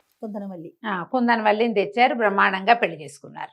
కుందనవల్లి తండ్రి చనిపోయాడని బాధగానే ఉంది, కాకపోతే కొంచెం ఆకాశంలోనే ఉంది. రాజుగారు ప్రతిరోజు పాదాక్రాంతుడిగా ప్రవర్తిస్తూ ఉండటంతో నెల గడిచింది. మళ్ళీ మొదటికి వచ్చింది కథ. రాజుగారు నడుస్తాడు, దుందుబులు మోగుతాయి, ఆయనకి ఎవరిష్టం ఉంటే వాళ్ళ ఇంట్లోకి వెళ్తాడు, మిగిలిన వాళ్ళందరూ వెయిట్ చేస్తూ ఉంటారు, అంతే కథ. ఈ నెల తర్వాత ఈ కుందనవల్లికి ఏమనిపించింది, ఇంక ఈయన తర్వాత నెలకొక్క రోజు వస్తుంది నాకు సమయం ఇతనితోటి, వస్తే వస్తుంది, రాకపోతే రాకపోదు. నేనెందుకు వీడి కోసం, వీడు మా నాన్నని చంపేస్తే ఇతని పట్ల, భర్త పట్ల నేను లాయల్గా ఎందుకు ఉండాలి? ఇదేం మనకు ఆ కులం కాదు, మన జాతి కాదు, మన గోత్రం కాదు, నేను లాయల్గా ఉండను, నా దారిని నేను ఎవరో ఒకళ్ళని వెతుకుతాను. తెలివిగలదా అమ్మాయి, చిన్నపిల్ల 17-18 ఏళ్ళు ఉంటాయి. వచ్చి ఒక్కొక్క అందరు రాణులతోటి ఫ్రెండ్షిప్ చేసింది. మాళవికతో చాలా స్నేహం చేసింది. ఎంత స్నేహమో మాళవికతో. ఆ అమ్మాయి చెప్పింది, నేను ఇంకా రాజు కోసం వేచి ఉండను, నా ప్రయత్నం నేను చేసుకుంటాను. ఇక్కడ సారంగి అని ఒక తెలివైన చెలికత్తి ఉంది, అది అందరు రాణుల దగ్గర డబ్బులు సంగ్రహిస్తుంది. వీళ్ళకి ఏంటంటే నెలసరి ఖర్చులకి రాజు డబ్బిస్తాడు. అయితే అందులో సగం చెలికత్తలకే వెళ్తాయి. కుందనవల్లి అయితే ₹1 ఇంచుకోట్ల, అందరు చెలికత్తల మీద పనిచేస్తుంది. ఈ మొత్తం రాణుల చెలికత్తలందరూ కుందనవల్లి డబ్బు తినేవాళ్ళే. ఆ అమ్మాయికి పుట్టింట్లో చాలా డబ్బు ఉంది, ఆస్తిపరుల అమ్మాయి కదా, తండ్రి కూడా చనిపోయాడు, వాళ్ళకి చాలా పెద్ద ఆస్తే వస్తుంది, దానికి అసలు డబ్బు అంటే లెక్కే లేదు. ఈ రాజు మీద రివెంజ్ మాత్రమే ఉంది.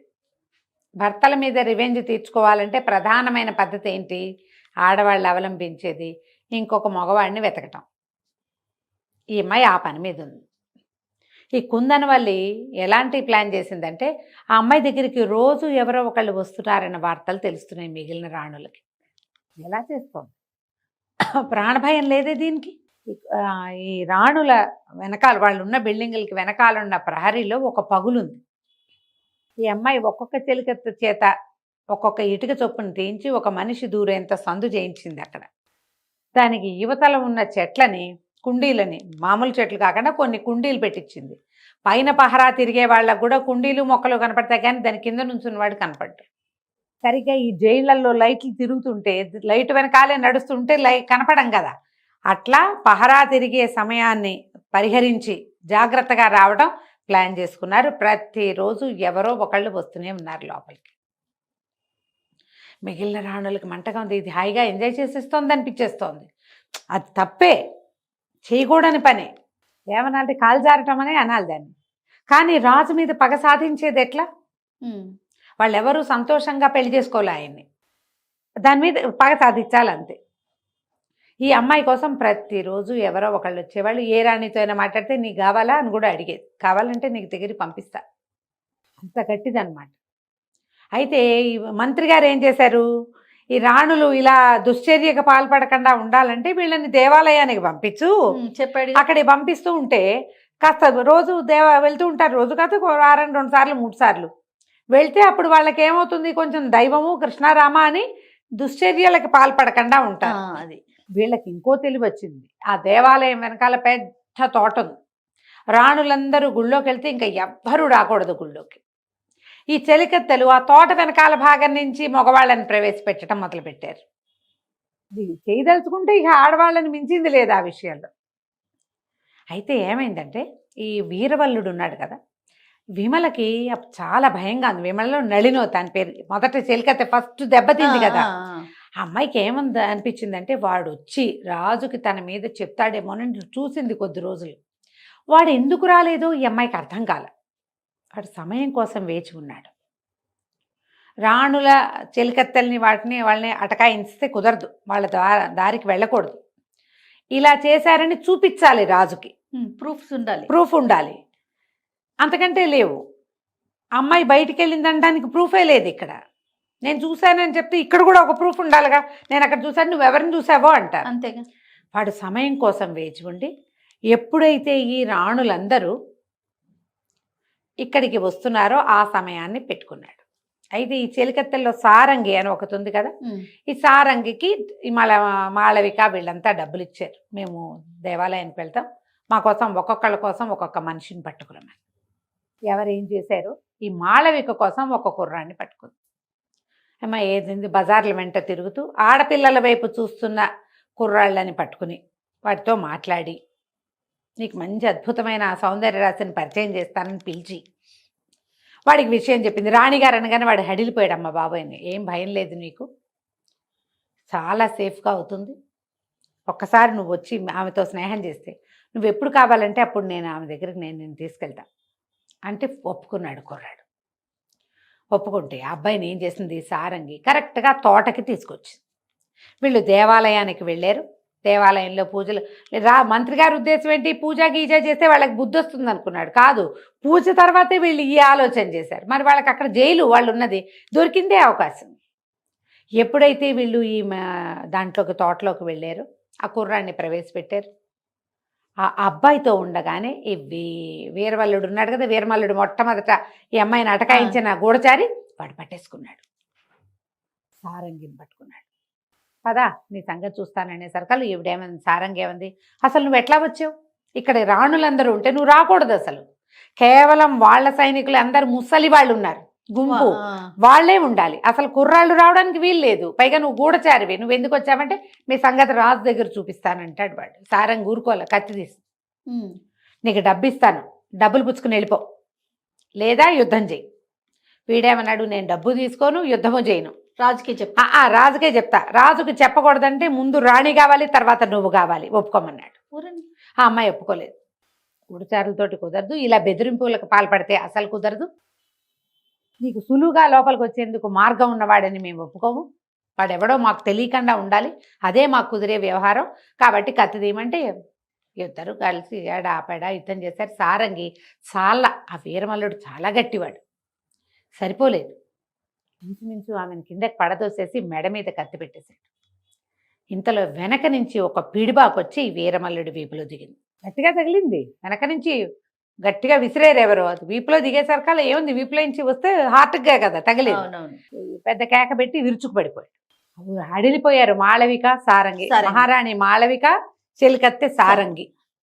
వెనక చూస్తే వెనకాల నిలబడి ఉన్నాడు రుద్రసేనుడు. ఈయన చంద్రగిరి ప్రాంతం నుంచి పన్నులు వసూలు చేసే అధికారి. సైన్యాల్లోనే అధికారులు కొంతమంది ఉంటారు కదా, చంద్రగిరి ప్రాంతంలో చేస్తాడు అతను. ఆయన ఎందుకు వచ్చాడో వీళ్ళకి అర్థం కాదు. ఆయన ఇలాంటి పరిస్థితుల్లో ఉండవలసిన పోస్ట్ కాదు అయింది. అమ్మ ఏం చేసింది, వెంటనే ఆ కుర్రాడి వైపుకి తిరిగి కుర్రాడిని తీసుకొచ్చిందిగా, అబ్బాయి ఇక్కడి నుంచి వెళ్ళిపో, మళ్ళీ ఈ ప్రయత్నం చెయ్యొద్దు, ఎవ్వరికి నువ్వు చూసుని చెప్పొద్దు, నువ్వు మాట్లాడేవా చచ్చిపోతావు, ముందు నువ్వు నోరు మూసుకుని నీకు దొరికిన అనుభవం చాలు, ఇంకొకసారి ఈ ప్రయత్నం కూడా చేయొద్దు, వెళ్ళిపో అని చెప్పింది. ఆ కుర్రాడు ఒక్క పరుగు తీశాడు. వాడి కంట ఎదురుకుండా ఇంతలా మనిషి చచ్చిపోతే భయం ఏదు. మాళవిక జాలిగా చూసింది, ఆ చచ్చిపోయి కింద పడింది. చచ్చిపోయాడా, పోతే పోయాడమ్మా, ఇలాంటి వాళ్ళు పోవాల్సిందేనని ఆయన దగ్గరకు వచ్చాడు. సారంగి ఆయనకి దండం పెట్టింది. అతనేమో మహారాణికి అభివాదం చేశాడు. సారంగి అడిగింది, మీరు ఇక్కడికి ఎట్లా వచ్చారు ప్రభు అని అడిగింది. నేను దారిలో మేము చంద్రగిరి నుంచి వస్తుంటే దేవాలయానికి మహారాణులందరూ వచ్చారని ఇక్కడ ఇది పహరా కింద బయట ఏర్పాటయి ఉంది. ఈ పహరా ఏర్పాటైతే ఈ రాణిగారి సైనికుల వెనకాల వీరమల్లుడిని కనపడేసరికి నాకు ఆశ్చర్యం వేసింది. రాణుల సైనికులంతా ఎవరు, బయట నుంచి ఉండే వాళ్ళు యువకులే, లోపలికి వెళ్ళే వాళ్ళంతా వృద్ధులు. వీడెట్లా వెళ్తున్నాడు వీళ్ళ వెనకాల, ఎవరినో మంచి చేసుకుని లోపలికి వస్తున్నాడు వాడు. ఎవరినైనా బెదిరించడానికి వస్తున్నాడేమో అని నాకు అనిపించింది. నేను ఉండటానికి మహారాజు గారి సైనికుడుగా అంటే అధికారిగా ఉన్నాను, కానీ రాజుకి నా అంత బద్ధ విరోధి ఇంకొకడు లేడు. వాడి వల్ల నా కూతురు చనిపోయింది. ఇంకొక దారి లేక నేను రాజసేవలో ఉన్నా అని కళ్ళ నీళ్ళు పెట్టుకున్నాడు. నీలాంటిదేనమ్మా నా కూతురు కూడా. రాజు అందంగా ఉన్న ఆడపిల్లను చూస్తే ఊరుకునే గుణం లేదు, చాలా దుర్మార్గుడు. నా కూతురు మీనాక్షి 16-17 సంవత్సరాల పిల్ల. ఆ అమ్మాయిని చూసి ఏదో ఎదిరించి ప్రశ్నించిందని ఆమెను మానభంగం చేసి వదిలిపెట్టాడు. ఆ పిల్ల నా కంటి ఎదురుగుండానే ఊరిపోసుకుని చనిపోయింది. మీనాక్షి నా కూతురని రాజుకు తెలీదు. పిల్లల్ని దాచుకునే దౌర్భాగ్య స్థితి ఈ దేశంలో. ఆ అమ్మాయి చనిపోయేసరికల్లా నా భార్య మంచాన పడి 3 నెలల్లో ఆమె కూడా కన్ను మూసింది.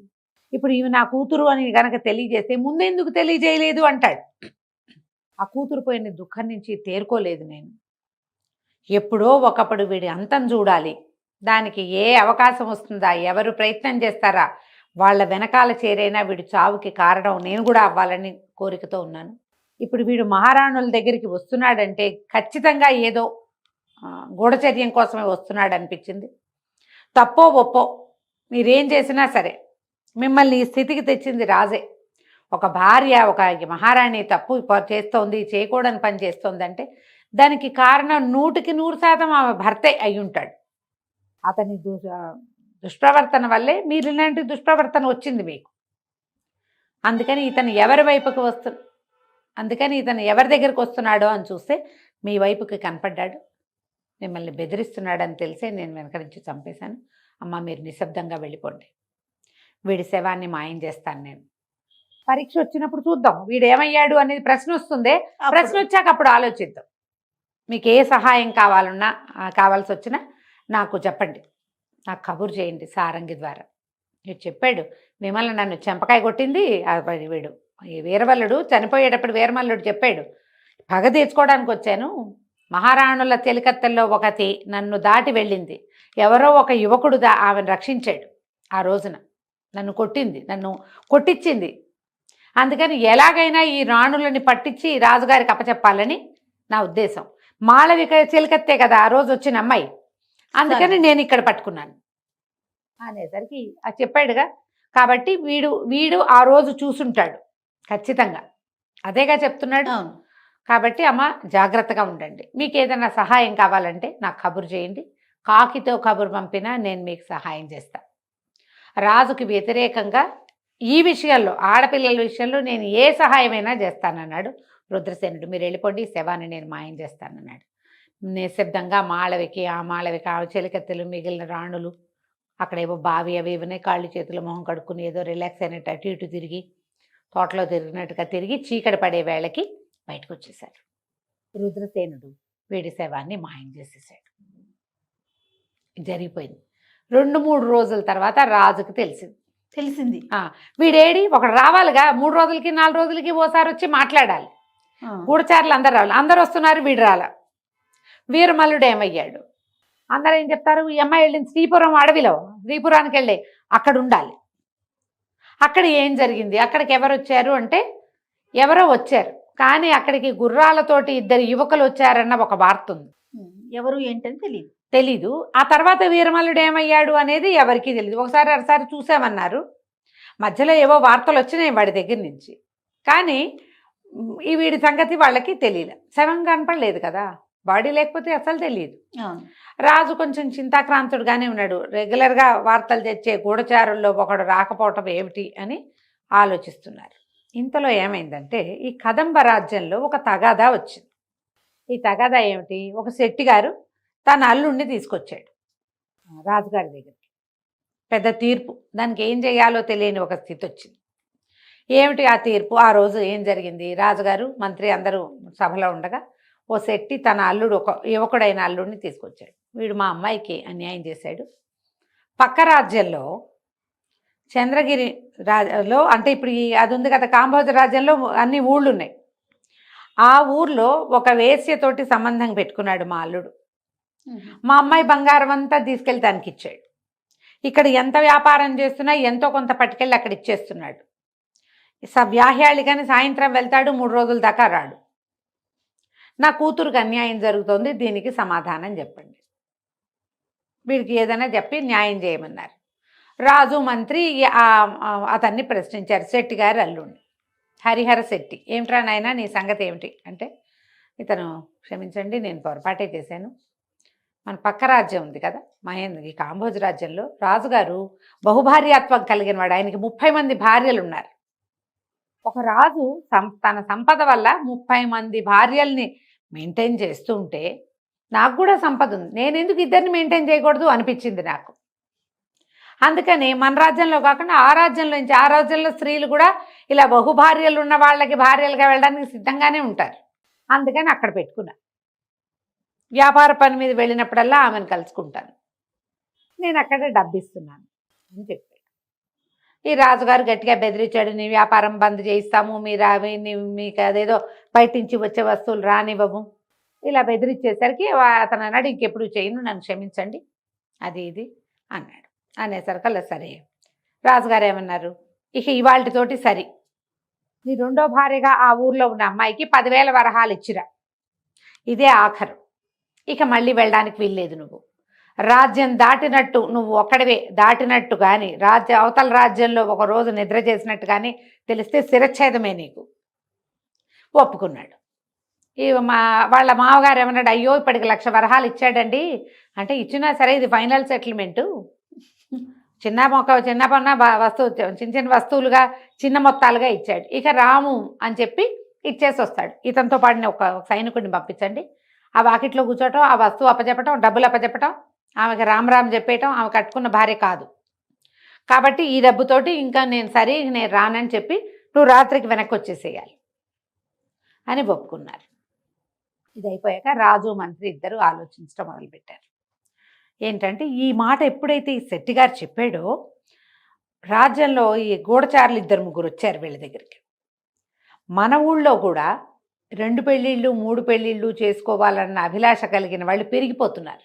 పక్క రాజ్యాన్ని చూసి వాళ్ళంతా చేస్తారు, మనం ఎందుకు చేయకూడదు అని. మనం వాళ్ళ రాజ్యంలో పద్ధతికి మనమేం చేయలేము, మనమేం చేస్తాము, మనం చేయలేము. మన రాజ్యాన్ని కట్టడి చేయాలంటే ఒక పని చేద్దామని మర్నాడు పెద్ద అనౌన్స్మెంట్ చేశారు. బాగా ఆలోచించుకున్నారు వీళ్ళు. ఎవరైనా సరే పక్క రాజ్యంలో అడుగు పెడితే 20 కొరడా దెబ్బలు విధిస్తాము, ఆ రాజ్యానికి వెళ్ళకూడదు. బహుభార్యత్వం అసలు లేదు మనకేంటంటే ఏకపత్ని వ్రతమే ఉండాలి మనకి. మొదటి భార్యకి పిల్లలు పుట్టకపోయినా, తీవ్రమైన అనారోగ్యం ఉన్నా, మరణించినా రెండో పెళ్లి చేసుకోవచ్చు.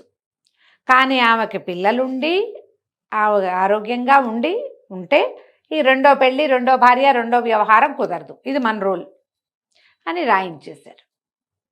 ఇప్పుడు ఏమైంది, పక్క రాజ్యంలో అడుగు పెట్టంగానే 20 కొరడా దెబ్బలు పడతాయంటే యువరాజు వారానికి 3 సార్లు వెళ్తాడు.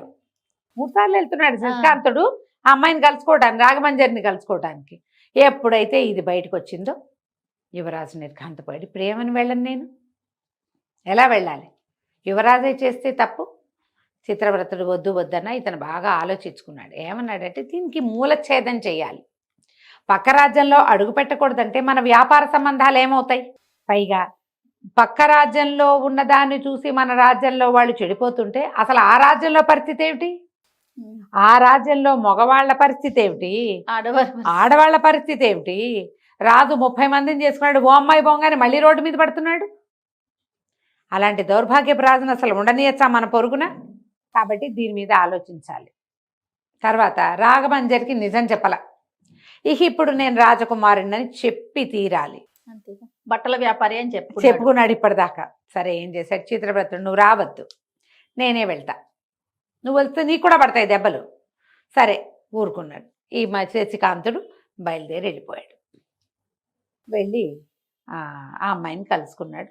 ఆ అమ్మాయికి నిజం చెప్పేశాడు, నేను మహేంద్ర భూపతి కుమారుణ్ణి, నా పేరు శశికాంతుడే, ఈ రాజ్యానికి కదంబ రాజ్యానికి కాబోయే రాజుని నేను, నీకు రాజులంటే ఇష్టం కాబట్టి నేను నీకు చెప్పలేకపోయా అనేసరికి ముందు కొంచెం కళ్ళనీళ్ళు తిరిగినాయి కానీ అమ్మాయి మెల్లిగా సర్దుకుంది. ఎందుకంటే మహేంద్ర భూపతి చాలా గొప్ప రాజు, ఆయనకు దురభ్యాసాలు దుర్వ్యసనాలు ఏమీ లేవు. రెండోది తన పరమసాహసి, సింహంతో యుద్ధం చేయగలిగిన వాడు. చూసిందిగా ఇలాంటి వాడిని ఎట్లా వదిలిపెట్టుకుంటారు? సరే, అమ్మాయి మనసు సర్దుకుంది. నువ్వు యువరాజువైనా ఇంకోటైనా నువ్వు నా మనసు దోచుకున్నావు కాబట్టి నీతో వివాహానికి నేను సిద్ధం అని చెప్పి ఆమెకి చెప్పాక రాజకుమారుడు ఊళ్ళోకి వచ్చేసాడు. రావటం ఏంటి, వెళ్ళి సభలో నుంచున్నాడు. శిక్షణ అంగీకరించడానికి వచ్చాను అని అందరూ నిర్ఘాంతపోయారు. ఇదేమిటి ఇంత బుద్ధిమంతుడు, రాజాజ్ఞని మీరుతాడా యువరాజే? నేను ఇలా వెళ్ళవలసి వచ్చింది. పక్క రాజ్యాల్లో ఒక సౌందర్యవతి అయిన అమ్మాయిని ప్రేమించాను నేను చెప్పేశాడు. ఆమెను చూడ్డానికి వెళ్ళాను. ఇక్కడ ఈ పరిస్థితి ఉంది, రాజాజ్ఞ ఇది కాబట్టి నేను నిన్ను కలుసుకోలేను అని చెప్పాలి కదా, అందుకని చెప్పడానికి వెళ్ళా. శిక్ష విధించండి. ఇప్పుడు వెళ్ళి మధ్యలో నుంచి శిక్ష ఏం చేస్తారు? కొరడా పుచ్చుకొచ్చాడు సైనికుడు ఒకడు. క్షమించండి యువరాజా, రాజాజ్ఞని నేను అమలు చేస్తున్నాను అంతేనని 20 దెబ్బలు కొట్టారు. కొట్టాక అప్పుడు యువరాజు మాట్లాడడం మొదలెట్టాడు. పక్క రాజ్యంలో అడుగు కూడా పెట్టకూడదంటే వాళ్ళకి మనకి మధ్యలో ఉన్నవన్నీ అడవులు. ఆ అడవి నుంచే మనకు పుల్లలు వస్తాయి, అక్కడి నుంచే చందనం వస్తుంది, అక్కడి నుంచే పట్టుతోనే వస్తుంది, అక్కడి నుంచే విప్పపు వస్తుంది. చాలా రకాల ఫలవృక్షాలు ఆ అడవుల్లోనే ఉన్నాయి. ఆఖరికి మనం వాడుకునే చింతపండు కూడా మన మధ్యలో ఉన్న అడవిలో నుంచే రావాలి. అడుగు పెట్టకూడదు అన్న మాట చేస్తే వ్యాపారం ఎట్లా నడుస్తుంది? తర్వాత మన రాజ్యంలో చాలా మంది ఆడపిల్లల్ని ఆ రాజ్యానికి ఇచ్చాం. ఆ రాజ్యపు ఆడపిల్లల్ని మనం చేసుకున్నాం. పైగా వాళ్ళకు పండేవి కొన్ని మనకు పండవు, మనకు పండేవి కొన్ని వాళ్ళకి పండవు. బార్టర్ సిస్టమ్ నడిచింది ఇప్పటిదాకా. ఇప్పుడు రావద్దంటే ఎలా కుదురుతుంది? దీనికి ఇంకొక మార్గం ఆలోచించాలి. వెళ్ళొద్దు ఆ ఊళ్ళోకి అంటే కుదరదు. ఈ రాజు అడిగాడంటే నువ్వు రాజాజ్ఞని ధిక్కరిస్తున్నావు అంటే, కాదు ప్రభు, ఆలోచించమంటున్నాను. ఆ ఊరికి వెళ్ళడం కట్టడి చేయటం కాదు, అసలు మూలఛేదం చేయాలి దీనికి అన్నాడు. ప్రజలంతా సాహో సాహో అన్నారు. నిజం, యువరాజు అక్షరాల అదే మాట్లాడుతున్నాడు. ఇప్పుడు ఆ ఊరు వెళ్ళదంటే మా అమ్మాయి ఎక్కడుంది, మేమేం చేయాలనుకుంటున్నారు ఒక్కొక్కడు. అమ్మాయి ఉంది, అల్లుడున్నాడు, తోడల్లుడున్నాడు, అత్తగారు ఉన్నారు, స్నేహితులు ఉన్నారు, వ్యాపార సంబంధాలు ఉన్నాయి, కొంతమందికి ఆ ఊళ్ళో పొలాలు ఉన్నాయి. ఏం చేయాలో తెలియని గజిబిజి గందరగోళ స్థితిలో ఉన్నారు. మొదటి రోజే యువరాజు వెళ్ళి దెబ్బలు తింటున్నాడు. ఇప్పుడు రేపొద్దున ఆయనే దెబ్బలు తింటే మనకేం తప్పుతుందా మనకి? కానీ యువరాజు ఏదో చెప్తున్నాడు, ఇది నిజం అని గట్టిగా అందరూ బాగుంది బాగుంది ఆలోచిద్దాం అన్నారు. ఎప్పుడైతే రాజు సరే అన్నాడో యువరాజు ఢామని పడిపోయాడు. 20 దెబ్బలు తిన్నాడు. ఇతను గబగబా చిత్రవ్రతుడు పరిగెత్తుకొచ్చి పడిపోతున్నారు ఆ యువరాజును పట్టుకున్నాడు. ఓ 2 సైనికులు సాయం బట్టి లోపల గదుల్లోకి తీసుకుపోయారు. మరి 20 దెబ్బలు తింటే బాగా తగిలింది ఒళ్ళంతా. మా ఊడిపోయిన చెండాలన్నిటికీ నెయ్యి రాసి, నూనె రాసి, మందు రాసి, నానా గందరగోళం పసర్లు అవి పెట్టి వైద్యం చేస్తున్నారు. ఇంతలో తనకి చిరపరిచితమైన కంఠస్వరం వినపడింది. ఆశ్చర్యపోయాడు. రాగమంజరి ఎలా వచ్చిందా అని. కల్లో ఉన్నాను అనుకున్నాడు. కాదు, రాగమంజరి నిజంగానే వచ్చింది. ఎప్పుడైతే ఇతను ఆ గ్రామంలో ఒక అమ్మాయిని ప్రేమించాను అని చెప్పాడో, రాజు వెంటనే ఎవరిని ప్రేమించాడో వాళ్ళనే పెళ్లి చేసుకోవాలి. ఇప్పుడు అదేగా మన రూలు. ఒక అమ్మాయిని ప్రేమించి ఇంకో అమ్మాయిని పెళ్లి చేసుకోవడం రాచరికం ప్రకారం అట్లా చేయడానికి వీల్లేదు. రాజుగారి అబ్బాయే ఖచ్చితంగా ఉంటే మిగిలిన వాళ్ళు చేయవలసిందే. ఓహో, పిలిపించేశారు. అందుకని ఏం చేశారు, ఈ చిత్రవ్రతుడిని పట్టుకుని ఈ అబ్బాయి ప్రేమించిన అమ్మాయి ఎవరి తాలూకా అని తండ్రితో సహా కూతురుని రప్పించారు. ఆ పిల్ల ఆల్రెడీ ఆ అమ్మాయి ఏం చేసిందంటే, ఆ రాగమంజరి ఆయనకి తండ్రికి చెప్పింది, మన ఇంటికి వస్తున్నవాడు, నన్ను రక్షించినవాడు, నన్ను ప్రేమించినవాడు కదంబ రాజ్యానికి యువరాజని వివరంగా చెప్పేసింది. తండ్రి సిద్ధంగానే ఉన్నాడు. అంటే వాళ్ళు ఏమనుకున్నారు, యువరాజు మళ్ళీ వస్తాడో రాడో తెలియలే వాళ్ళకి. అనుకోకుండా సైనికులు వచ్చారు శుభలేఖ పట్టుకుని, నిన్ను రమ్మంటున్నారు అని. ఆయన కూతుర్ని వెంబడి పెట్టుకుని వచ్చాడు. అమ్మాయి వచ్చి ఇతన్ని పరామర్శించింది. ఒళ్ళంతా దెబ్బలు. సరే తల్లి అన్నది, ఇంత సాహసం ఏమిటా నాయన, దెబ్బలు తినడానికే వెళ్ళినట్టు అంటే అతను అన్నాడు, అమ్మా మరి కొన్నిసార్లు వెళ్ళా, ఇలాంటి ఒక వార్త వచ్చిందని నేను వెళ్ళలేదనుకో, నేను మోసగాడిని అయిపోతాను. నాన్నగారు ఏకపత్ని వ్రతం అని చెప్పినప్పుడు నేను అదే కదా చెయ్యాలి, దానికోసం దెబ్బలు తింటే ఏమైంది అనేసరికి ఆవిడ సంతోషించింది. పిల్లల్లో అలా మాట నిలబెట్టుకునే గుణాన్ని తల్లులు అప్రిషియేట్ చేస్తే అలా ఆ గుణం ఇంకా కొంచెం వృద్ధి పొందుతుంది కదా. ఆ మాట నిలబెట్టుకునే గుణం. ఏం పర్వాలేదు, మనకు తగిన పిల్లని చేసుకుందు కానీ ఆ పిల్లని వదిలే అని చెప్పే తల్లులు లేరు ఇప్పుడు. అవునండి, ఉన్నారు. ఆవిడ మహారాణి అయినా కుమారుడు ప్రేమించిన అమ్మాయి ఎవరైనా సరే పర్వాలేదని ఒక రైతు కుమార్తె అయినప్పటికీ ఆవిడేం అభ్యంతర పెట్టల. సరే బాగా కొంచెం 3-4 రోజులు పట్టింది ఈ గాయాలు మానటానికి. గాయాలు మానిన తర్వాత అత్యవసర సమావేశం ఒకటి ఏర్పరిచామని యువరాజుని రమ్మని కబురొచ్చింది. రోజు మంజరి వచ్చి ఇతని దగ్గర కాసేపు కూర్చునేది. తల్లి ఆ అమ్మాయి కూడా కూర్చునేవాళ్ళు. గడిచింది కొంచెం నొప్పులు తగ్గాక అబ్బాయి వెళ్ళాడు. శశికాంతుడు వెళ్తే చిత్రవ్రతుడు కూడా అతన్ని అనుసరించాడు. ఆ ఊరి పెద్దలు కొంతమంది, సైన్యాధ్యక్షుడు, పెద్ద మంత్రి గారు, ఈ చిత్రవ్రతుడు వాళ్ళ నాన్నే కాకుండా తండ్రి గారు కాకుండా ఇంకా కొంతమంది మంత్రులు ఉన్నారు. కొంతమంది జ్యోతిషవేత్తలు ఈ రాజ్యానికి ముందు నుంచి తమ సేవలు అందిస్తున్న వాళ్ళు ఒక చిన్న అత్యవసర సమావేశం లాంటిది ఏర్పరిస్తే శశికాంతుని అడిగారు, నీ ఉద్దేశం ఏమిటి, ఏం చేయాలనుకుంటున్నావు అంటే ఇతను ఏమన్నాడంటే, ఒక రాజ్యంలో అరాచక పాలన ఉన్నప్పుడు ఆ రాజ్య ప్రజలే తిరగబడే అవకాశం లేదు. ఎందుకంటే అతను చండప్రచండు, గట్టివాడు. అప్పుడు పక్క రాజ్యాల వాళ్ళు ఎవరైనా కూడా ఈ పని చెయ్యొచ్చు. అప్పుడు మంత్రి గారు ఏమన్నారంటే, కానీ యువరాజా అతను చండప్రచండు తన ప్రజల విషయంలోనే కాదు, చుట్టుపక్కల రాజ్యాల మీద కూడా అతను అలాంటి వాడే. అతను ఎవ్వరూ జయించలేరు. యుద్ధ విద్యలు బాగా వచ్చినవాడు, సైనికుల్ని బాగా పోషిస్తాడు అతను. దానివల్ల వాళ్ళు తెంపరితనంతో వస్తారు. అతను వేయగలిగేటువంటి యుద్ధతంత్రం సామాన్యమైంది కాదు. మరి దాన్ని ఎట్లా ఎదుర్కొంటే, ఇప్పుడు మనం యుద్ధానికి వెళ్తే మన సైన్యం కంటే అతని సైన్యం పెద్దది, గొప్పది, బలమైంది అంటే అప్పుడు శశికాంతుడు అన్నాడు, దీన్ని ఉపాయంతో కొట్టాలి. వీడిని, ఇలాంటి వాళ్ళని ఉపాయాలతోటి కొట్టాలి. ఒక మంచి ఉపాయం ఉంది, మనం ఇలా చేయొచ్చు. ఏం చేయొచ్చు అంటే ఇతను తన ఆలోచన చెప్పడం మొదలుపెట్టాడు. ఆశ్చర్యపోయారు. నిన్నటి దాకా ఊరికే అడవులు పట్టుకుని తిరిగిన యువరాజైనా ఇతను ఎలాంటి తెలివైన ఆలోచన చేశాడు అని. సరే, అందరూ సరేనన్నారు. సర్వసైన్యాధ్యక్షుడు సిద్ధపడ్డాడు. మీరు ఎప్పుడు ఎక్కడ ఎలా కావాలంటే అక్కడ మీకు సైనికులు అందేలాగా మేము చేస్తాం. ఒక వార్త వస్తే చాలు. నిజానికి ఈ రాజ్యం, కదంబ రాజ్యము, కాంభోజ రాజ్యము వీళ్ళు మిత్రపక్షంగానే ఉన్నారు. ఒకళ్ళ రాజ్యంతో ఒకళ్ళు సంబంధ బాంధవ్యాలు కలిగి ఉన్నారు. అక్కడి నుంచి గుంపుగా ఒక 30 మంది వచ్చినా ఏం అడగరు. ఏం రాజ్యం అంటే కదంబ రాజ్యం. ఏం చేయడానికి వచ్చారంటే వ్యాపారం అని, ఊరికే చూడ్డానికి వచ్చామని, అదని అలా చెప్పుకోవచ్చు. సామాన్య పౌరుల వేషాల్లో ఎవ్వరు వచ్చినా ప్రవేశం ఉంది. ఏదో రాత్రి వేళ రానివరు, యుద్ధంగా వస్తే కుదరదు. ఇప్పుడు యుద్ధం అంటే 10 మంది 25 మందితో చెయ్యరుగా, 100 మంది కావాలి. అంతమంది రావడానికి ఏ రాజ్యానికి అవకాశం ఉండదు. అప్పుడు చాలా ప్రశ్నలు వస్తాయి. కానీ చిన్న చిన్న తుగుడీలుగా గ్రూపులుగా లోపలికి వెళ్ళచ్చు. ఆ ఒక్క అవకాశాన్ని వినియోగించుకుందామని చెప్పాడు శశికాంతుడు.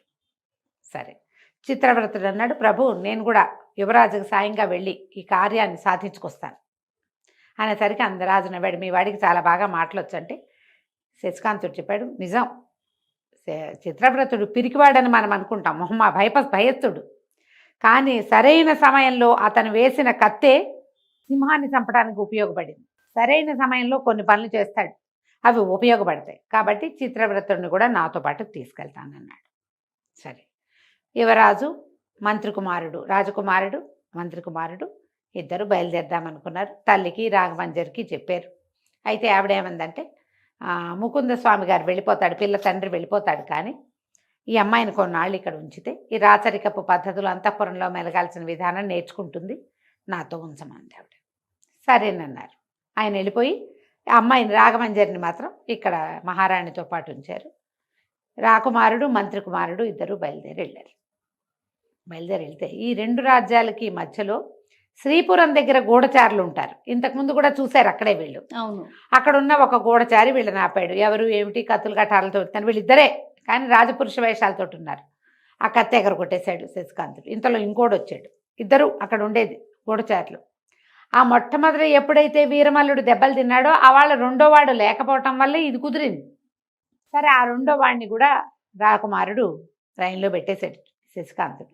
ఇంతలో ఏం చేశారు, దూరం నుంచి 10 మంది సైనికులు వచ్చారు. వీళ్ళిద్దరిని కట్టేసి తీసుకెళ్ళిపోయారు.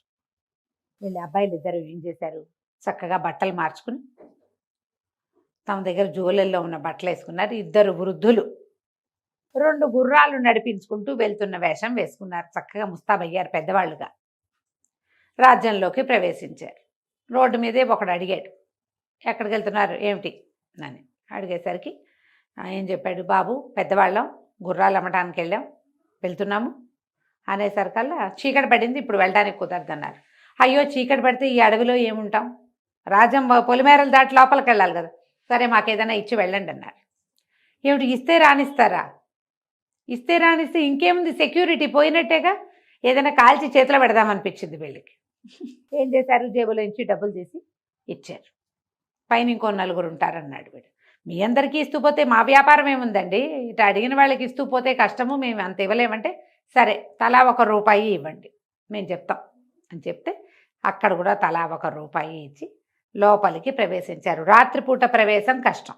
ఓకే. వీళ్ళు ఎప్పుడైతే ప్లాన్ చేసుకుని బయలుదేరారో వీళ్ళకంటే ముందే చిన్న చిన్న గుంపులుగా కొంతమంది సైనికులు వెళ్ళిపోయారు లోపలికి, సామాన్య పౌరుల వేషాలతో. వీళ్ళు లోపలికి వెళ్ళి ఒక పూటకోళ్ళ ఒక సత్రాన్ని, ఒక ఏమంటారు వచ్చి వెళ్ళి ఉండడానికి వీలుగా, ఇప్పుడు చౌల్ట్రీస్ ఉంటాయి కదా, రాజుగారు నిర్మించింది, అక్కడికి వెళ్ళారు. 2 పెద్దన్న అప్పన్న శివన్న ఇలాంటి 2 పాత పేర్లు చెప్పారు. 2 పెద్దవాళ్ళు వీళ్ళలా కనిపిస్తున్నారు కదా, నడి వయసు వాళ్ళలాగా కనపడుతున్నారు. చెప్పేసరికల్లా ఆయన ఏమన్నాడు, బాబు సత్రం లోపల ఉండాలంటే మీరు డబ్బులు చెల్లించాలండి, మీ వల్ల కాదనుకుంటే బయట వరండాలో పడుకోవచ్చు, భోజనం వెనకాల పూటకోళ్ళ ఇల్లు ఉంది, మీరు అక్కడికి వెళ్ళి తినచ్చు, మీరు డబ్బులు ఇస్తే డబ్బిచ్చిన భోజనం, డబ్బులు ఇవ్వకపోతే ఏదో పెట్టగలిగిన ఒక ముద్ద అన్నం, మీరు కావాలంటే వెళ్ళండి. సరే వీళ్ళు ఏం చేశారు, 2 గుర్రాలు తెచ్చారుగా, చేరుకోటి గుర్రాలని కట్టేశారు, గదికి కొంత సొమ్ము చెల్లించారు, లోపల పడుకుంటామని చెప్పి వెనక్కి వెళ్ళి ఆ పూటకోళ్ళ ఇంట్లో భోజనం చేశారు. మంచి భోజనమే చేసి డబ్బులు ఉన్నాయి పట్టుకొచ్చుకున్నారు, ఇటు వచ్చి పడుకున్నారు, శుభ్రంగా నిద్రపోయారు. నిద్రపోయి ఇప్పుడు ఏం చేయాలి, మెల్లిగా అటు ఇటు చూడడం మొదలుపెట్టారు ఊళ్ళో. దీనికి ఒక సిస్టమ్ ప్రకారం నడుస్తుంది ఆ కాంభోజ రాజ్యంలో. ప్రతి రోజు విడిచి రోజు ఒక్కొక్క గ్రామం వైపు ఒక దండు వెళ్తుంది, సైనికులు ఈ వెళ్ళి పన్నులు వసూలు చేసుకొస్తారు. ఈ సిటీలో పన్నులు వసూలు చేసే సిస్టమ్ వేరు, వీళ్ళే వెళ్ళి డబ్బులు కట్టి రావాలి, వీళ్ళ కోసం ఎవరు రారు, డబ్బులు కట్టారా లేదా మాత్రం కనుక్కోవడానికి మాత్రమే వస్తారు, కానీ వీళ్ళ ఎవరి డబ్బులు వాళ్ళే పట్టుకుపోతారు. ఊళ్ళకి మాత్రం దండుగా వెళ్తారు. వెళ్ళి ఊళ్ళో ఒక చోట దండు విడిసి మేము పన్నులు వసూలు చేయడానికి వచ్చాము హోయ్ అని చెప్తే అప్పుడు పన్నుల తాలూకు సొమ్ము ఒక చోట తీసుకొచ్చి పెడతారు. ప్లాన్ ప్రకారం అవుతుంది. ఇప్పుడు ఏ దండు ఎటు వెళ్తుంది అనేది మెల్లిగా ఒక్కొక్క ప్రశ్న వేసి తెలుసుకున్నారు. ఆ దండు వెళ్ళిన వైపు బయలుదేరారు వీళ్ళిద్దరు. చిన్న ఉత్తరం మొదలుపెట్టారు సత్రంలో, గుర్తుగా ఒక చోట ఎక్కడికి వెళ్తున్నాము అని, అంతే. 2 వెళ్ళారు. సాయంకాలం దాకా అడవిలో మాట వేసి కూర్చున్నారు. సాయంత్రం అయ్యేసరికి అలా సొమ్ములు మోసుకుంటూ ఆ దండు జనాలు సైన్యం లోపలికి వస్తుంది. అడవి దాటి ఊళ్ళోకి ప్రవేశించాలి. ఇంకా చివరికి వస్తుందగానగానే ఆపేశారు వీళ్ళిద్దరు. యథాశక్తి యుద్ధం చేశాడు. 15 మందిని మట్టి కరిపించేశారు. వాళ్ళందరూ నేల మీద పడిపోయి ఒక 6-7 తీవ్రమైన దెబ్బలు తగిలి 5-6 ఈ కదలలేని స్థితికి వచ్చాక చుట్టుపక్కల నుంచి 10 మంది వచ్చారు. రావటం ఏమిటి, చకచక ఈ ఎవరెవరైనా కింద పడిపోయారో వాళ్ళందరినీ తలా ఒక గుర్రం ఎక్కించి వాళ్ళ మీద వాళ్ళు ఆ గుర్రం మీదే 2వ వాడు కూడా ఎక్కేసి కామ్గా అడవి దాటించి తీసుకుపోయారు. సొమ్మంతా అక్కడే ఉంది. ఒక్క సైనికుడు నుంచున్నాడు. 15 మందిలో 14 మందిని తీసుకుపోయారు, ఒకడే నుంచున్నాడు. అవన్నీ మూట కట్టి భుజాన్ని వేసుకుని వెళ్ళిపో అన్నారు. వాడు తెల్లబెడితే డబ్బులు మీరు తీసుకోరా అన్నాడు. తీసుకో, డబ్బులు నువ్వు పట్టుకెళ్ళు. ఏం చేయాలో తెలీదా. 15 మంది 15 గుర్రాల మీద వేసుకొచ్చిన డబ్బు అక్కడ ఉంటే దెబ్బలు తగిలిన వాళ్ళందరినీ మోసుకుపోయారు. ఎక్కడికి పోయారో తెలీదు. డబ్బేమో వాళ్ళకి అక్కర్లా. ఆ వెళ్ళిన వాళ్ళలో ఒక్కడు కూడా డబ్బు వైపు చూడలేదు. వాళ్ళంతా మోసుకెళ్లే వ్యవహారంలోనే ఉన్నారు. ఇన్ని సంచులు ఉన్నాయి కదా, 15 గుర్రాల సంచుల్ని ఓ 2 గుర్రాల మీద వేశారు. నువ్వు ఓ గుర్రం ఎక్కు, 2వ గుర్రాన్ని లాక్కెళ్ళు, అప్పచెప్పి ఖజానాలో వేసేసుకొని ఈ డబ్బులు నువ్వు. ఆడలా ఏం చేయాలో అర్థం కావట్లేదు, అసలు ఏం జరుగుతుందో తెలియటల్లా. సరే గుర్రాన్ని ఇడుచుకుంటూ పోయాడు. అబ్బాయిలిద్దరు వీళ్ళ దారిని వెళ్ళి వచ్చేసారు. ఆ మర్నాడు ఈ మన పూటకోళ్ళ ఇంటి దగ్గర చాలామంది బీద బిక్కి జనం ఉంటారు. ఆ ఊళ్ళో చిన్న చిన్న వాళ్ళు, పెద్దవాళ్ళు, కుటుంబం లేని వాళ్ళు, అలాంటి వాళ్ళంతా పూటకోళ్ళ ఇంట్లో మామూలు సాధారణ భోజనం చేస్తారు. ఈ రాజకుమారుడు, మంత్రి కుమారుడు ఇద్దరు పోయి పూటకోళ్ళ అవ్వకి బాగా డబ్బులు ఇచ్చి, వీళ్ళందరికీ శుభ్రమైన భోజనం పెట్టు, ఇవాళ మేము 2 గుర్రాలు అమ్మాం, వీళ్ళు తెచ్చిన గుర్రాలు వెళ్ళిపోయినాయి, గుర్రాలు అమ్మేశాం, మరి బాగా డబ్బులు వచ్చాయి కాబట్టి వీళ్ళందరికీ భోజనం పెట్టిస్తున్నామని అనౌన్స్ చేశారు. అందరూ తిన్నారు అక్కడ ఉన్నవాళ్ళు. ఒక్కడిట పెట్టినవాడు లేడయ్యా, వ్యాపారస్తుడు, మా వాళ్ళు ఎలాగూ పెట్టరు, నువ్వు పెట్టావు విశేషంగా అని అందరూ బాగా మెచ్చుకున్నారు. ఆ సత్రం గుమాస్తా ఉన్నాడు కదా, వీళ్ళకి మొదట చెప్పాడు డబ్బులు ఇవ్వండి లోపల రావాలంటే. బాబు నన్ను కూడా పిలవచ్చు కదా అంటే, అది కాదండి మీరంతా ఇలా బీద బిక్కితో తింటారో తినరో అని మిమ్మల్ని పిలవలేదంటే, ఎందుకు తినను బాబు, అన్నానికి ఏమడ్డాం, తప్పకుండా అవసరం, ఈసారి మీరు విందిచ్చేటప్పుడు మళ్ళీ మమ్మల్ని పిలవాలి అన్నారు. అందరూ చక్కగా భోజనాలు చేశారు. ఇది మొదలు. మళ్ళా 3 రోజుల తర్వాత ఇంకొక దండు ఇంకో వైపు వెళ్ళింది. వీళ్ళు మళ్ళీ ఆ దారి పట్టారు. 14 మందిని చితకొట్టారు. చేయగలిగినంత యుద్ధం చేసిన వాళ్ళని పెడరెక్కలు విరిచి గుర్రాల మీద పడేసుకుని తీసుకుపోయారు. సొమ్మంతా ఖజానాకి వెళ్ళిపోయింది. సేమ్ ఇక్కడ ఏం చేశారో రెండోసారి అదే చేశారు. రెండోసారి జరిగేసరికి రాజు ఆశ్చర్యపోయాడు. అందరూ కూడారు, వాళ్ళు రాజు, మంత్రి, అందరూ, సైన్యాధ్యక్షుడు, సైనికుళ్ళు. అది చెప్పాడు, వాడు మామూలు వాడు కాదండి, ఆ కుర్రాడు కత్తి తింటే కత్తే కనపడలేదు, 15 మందిని చెండాడేశాడు, అరగంట అయ్యేసరికి మొత్తం అందరం కింద పడిపోయాము, నన్ను ఒక్కడనే ఆటే దెబ్బలు కొట్టకుండా ఉంచాడు, ఇవి తీసుకుపోమన్నాడు. మనుషుల్ని ఎందుకు తీసుకెళ్తున్నారు, దొంగతనం అయితే డబ్బు తీసుకెళ్ళాలి. 2 సార్లు 2 14 28 మంది వెళ్ళిపోయారు సైనికులు. వీళ్ళల్లో వీళ్ళందరూ కూడా గట్టివాళ్లే. దీని మీద ఆలోచించడం మొదలుపెట్టారు. ఏ స్ట్రాటజీ తోటి ఇది జరుగుతోందో, మనుషులు ఎందుకు తీసుకెళ్తున్నారు ప్రశ్న. ప్రశ్న. తర్వాత ఏం జరిగిందండి? వీళ్ళు ముగ్గురు మాట్లాడుకుంటున్నారు, రాజుగారు, మంత్రి, సైన్యాధ్యక్షుడు. ఎందుకంటే అతను అందరినీ నమ్మడు, గూఢచారులని వాళ్ళనే నమ్ముతాడు. ఈ మాటల సమయంలో వాకిట్లోకి ఈ కోట ద్వారం దగ్గరికి, లోపల భవనం దగ్గరికి ఒక తెల్లటి గుర్రం వచ్చింది. దాని మీద ఎవరు లేరు. ఈ గుర్రం అటు ఇటు తిరుగుతుండేసరికల్లా ఇక్కడ ఉన్న వాళ్ళు, ఈ సైనికులు దాన్ని పట్టుకున్నారు. పట్టుకుంటే దాని మెడకు ఒక ఉత్తరం ఉంది. అది రాజుగారి కోసమని రాయబడి ఉంది. ఆశ్చర్యపోయారు. ఎవరో పంపారు. కబుక్కున ఆ ఉత్తరాన్ని ఊడదీసి లోపలికి పట్టుకెళ్ళారు. లోపల పట్టుకెళ్తే ఈ డిండిం భట్టు గారు, కిరీటి అని ఇంకొక మంత్రి, వీళ్ళంతా కూర్చొని మాట్లాడుకుంటున్నారు కదా. ఇచ్చేసరికి కల్లా ఏమిటో ఉత్తరం వచ్చింది, చదవమన్నారు. ఆ ఉత్తరం తీసి చదివితే అందులో రాజును ముందు తిట్టారు. నువ్వు దౌర్భాగ్యుడివి, దుర్మార్గుడివి, నువ్వు ఎక్కువ కాలం రాజుగా ఉండవు. అది ఎర్రటి అక్షరాలతో రాయబడి ఉంది, నెత్తురుతోటి, ఎరుపు, ఓ పెద్ద ఇది ఇట్లా చుట్టబడి ఉంది. నువ్వు ప్రజల ప్రాణాలు హరిస్తున్నావు, ప్రజలు ప్రజా సంక్షేమం నీ దృష్టిలో లేనే లేదు. ఒక 30 మంది ఆ స్త్రీలను పెళ్లి చేసుకోవటం ఒకటే నీ తాలూకు జీవితాశయంగా కనపడుతుంది. చనిపోయిన రాణుల ఉసురుతో పాటు బతికున్న రాణుల ఉసురు కూడా పోసుకుంటున్నావు. స్త్రీల ఉసురు పోసుకున్నవాడు బాగుపడినట్టు ప్రపంచంలో ఎక్కడా లేదు, చరిత్రలో లేదు. నువ్వు ఈ పైగా ప్రజల్ని కూడా, ఇప్పుడు నువ్వు ఇలా ఏదో వేషం వేయటం కోసం ప్రజల దగ్గర నుంచి సొమ్ము వసూలు చేస్తున్నావు. ప్రజలకు కావాల్సిన ఏ వెసులుబాటు నువ్వు ఇవ్వటలేదు. రైతులు నిరుపేదలైపోతున్నారు. బడుగు బాధిత వర్గాలకి బాధకుడుగానే నువ్వు తయారయ్యావు. నువ్వు ఎక్కువ కాలం రాజుగా ఉండవు. నీ అంతు చూడ్డానికే నేను నీ రాజ్యంలో అడుగుపెట్టాను. కాసుకో, నీ చెర నుంచి నీ రాజ్యాన్ని, నీ రాణుల్ని విడిపిస్తాను నేను. బస్తీమే సవాల్ అని రాయబడి ఉంది. వేగు చుక్క, ఇట్లు వేగు చుక్క. ఆ కిరీటి అదంతా చదివాడు. రాజుగారు ఏం చేశాడు, ఎప్పుడైతే రాజును ఖబర్దారంటున్నారో సైనికుల్ని పంపించేశాడు. వీళ్ళే చదువుకున్నారు ఉత్తరం. ఆ ఉత్తరాన్ని డిండిం భట్టు చేతిలో పెట్టారు. ఇదేమిటండి, వీడెవడండి మన నెత్తి మీదకి, వేగు చుక్క అంటే ఏమిటంటే, వేగు చుక్క అంటే శుభం, అదృష్టాన్ని తెస్తుంది వేగు చుక్క. ఎవడికి అదృష్టం అండి, నాకు అదృష్టం కాదు, నా రాణుల్ని రక్షిస్తాను, రాజ్యాన్ని రక్షిస్తాను అంటున్నాడు. ఎవడు వీడు, ఊళ్ళోవాడా బయటవాడా?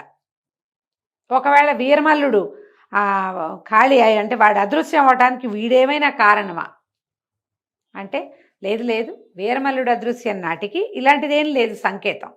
ఇప్పుడు ఈ ఉత్తరం ఎప్పుడు వచ్చింది మనకి, మన సైనికులు కప్పం వసూలు చేసుకోవడానికి వెళ్ళినప్పుడు జరిగింది మొదటిది. రెండోసారి అక్కడ ఏదో కాకతాళీయంగా జరిగి ఉండొచ్చు. కరెక్ట్గా కప్పం వసూలు చేసి తిరిగి వచ్చే రోడ్డు మీద నుంచున్నారంటే వాళ్ళకి వార్త తెలుసుకుని నుంచున్నారు. ఈ 2 పనులు చేసి సాక్ష్యంగా అప్పుడు వాళ్ళు కప్పం వసూలు చేసే వాళ్ళు మొత్తం పట్టుకుపోయి డబ్బులు కూడా పట్టుకుపోతే ఏం జరిగిందో, ఎక్కడ జరిగిందో, ఎలా జరిగిందో మనకి ఏనాటికి తెలిసేది కాదు. కానీ వీడేం చేశాడు, తను ఎక్కడ కొట్టాడో అక్కడ నుంచుని డబ్బు మాత్రం మనకి పంపించి మనుషుల్ని తీసుకెళ్ళిపోతున్నానని ఒక సాక్షిని మన దగ్గరికి పంపాడు. వాడి ఉద్దేశం అదే, నీ డబ్బులు అక్కర్లా, నీ మనుషులు కావాలంటున్నాడు. 2 సార్లు చేశాడు. ఇప్పుడు 3వసారి ఉత్తరం రాశాడంటే ఇలాగే మనుషుల్ని మాయం చేస్తానని చెప్తున్నాడు. కాబట్టి ఇప్పుడు ఇది వేరేగా ఆలోచించాలి. ఆయన ఉత్తరం అంతా చూస్తే అన్ని గుండ్రటి అక్షరాలు. ఇది ఎవరో మంత్రి రాసిన అక్షరం. ఇది ఈ అక్షరము మంత్రులు రాసిన అక్షరాలు. ఎవడో కుర్రాడు, ఎవడో ఒక ఏమంటారు ఏరాగేరా వాడు రాబిన్ హుడ్ రాసింది కాదు ఇది. వీడు చదువుకున్నవాడు, తెలివిగలవాడు. అక్షరాలన్నీ గుండ్రగా ఒకే సైజులో ఉన్నాయి. అంటే మంత్రిత్వం నేర్పేవాడు, మంత్రిత్వం నేర్చుకున్నవాడు ఎవడో రాశాడు ఈ ఉత్తరం. గ్రాఫాలజీ ఉంటుంది కదా, అది రాసింది చూస్తేనే వీడు ఏ క్యాడర్కి చెందినవాడు అనేది తెలిసిపోతుంది. ఖచ్చితంగా వీడు ఒక మంత్రి అంటే వీడికి రాజు ఇంకొకడు ఉండాలి. ఎంత గెస్ చేశారో ఇంకొకడు ఉన్నాడు ఎవడో.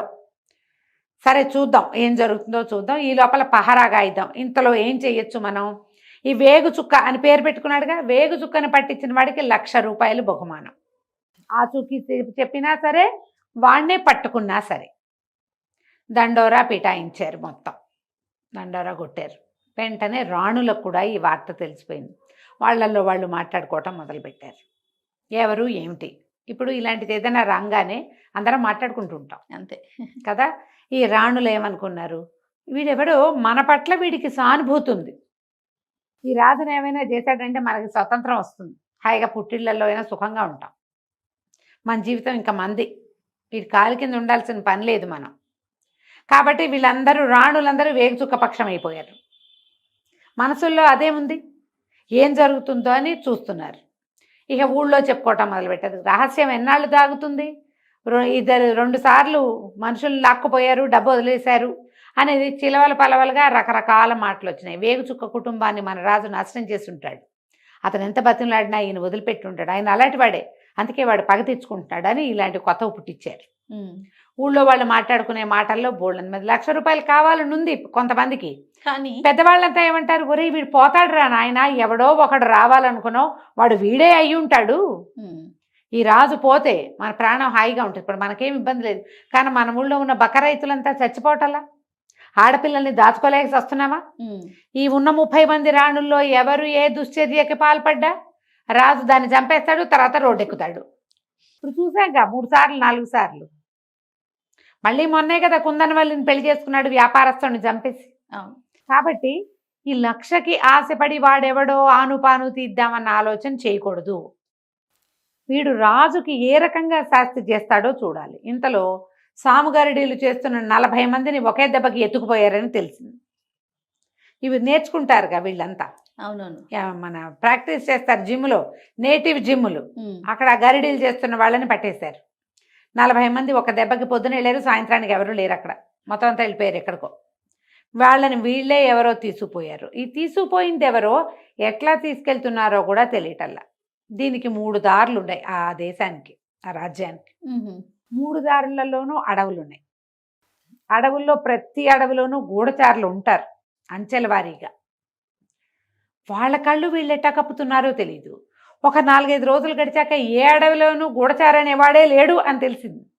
ఎందుకంటే వాళ్ళని ముందే లేపేశారు, వాళ్ళని పట్టుపోయారు ముందే. ఇది ఏం చేయాలో తెలియటల్లా. కానీ ప్రజలు చాలా ఈగర్గా వెయిట్ చేస్తున్నారు. వీళ్ళు ఏం చేశారు, అక్కడి నుంచి సైనికులు మొత్తం ఊరంతా అన్ని సత్రాలు, అన్ని సందులు గొంతులు, కొత్త వాళ్ళు ఎవరైనా వచ్చారా అని వెతకటం మొదలుపెట్టారు. వీళ్ళు ఈ 40 మందిని మాయం చేశాక పూటకోళ్ళమ్మ ఇంటి దగ్గర వంట చేయించారు. వేడి వేడి గారెలు బూరెలు అవి చేయించారు, అందరికీ పంచిపెట్టారు. వేడి గారెలు బూరెలు తింటున్నారు. సైనికులు వచ్చారు. వచ్చాక ఈ సత్రం ఈయన ఉన్నాడు కదా రామాచారి, ఆయన పేరు సత్రం గుమాస్తా అని అడిగారు. కొత్తగా ఎవరిని వచ్చాడు? ఎవరు రాలేదండి, అందరూ పాత వాళ్ళే, ఎవరు లేరు అంటే వీళ్ళంతా చూస్తుంటే ఈ పెద్దవాళ్ళ వేషంలో ఉన్న శశికాంతుడు, చిత్రవ్రతుడు కనపడ్డారు. వీళ్ళెవరు ఎప్పుడు చూడలేదే అని అడిగాడు ఒక సైనికుడు. కొత్తగా చూస్తున్నాను. అబ్బాయి వీళ్ళు ఎప్పుడో వచ్చారండి, చాలా నాళ్ళైంది వచ్చి, పెద్ద గుర్రాల వ్యాపారస్తులు, వ్యాపారం బాగా సాగిందని మరి ఇక మా అందరికీ గారెలు బూరెలు చేయించారు, పట్టండి మీరు కూడా తినండి అని వేడి వేడి గారెలు బూరెలు చేతులు పెట్టారు.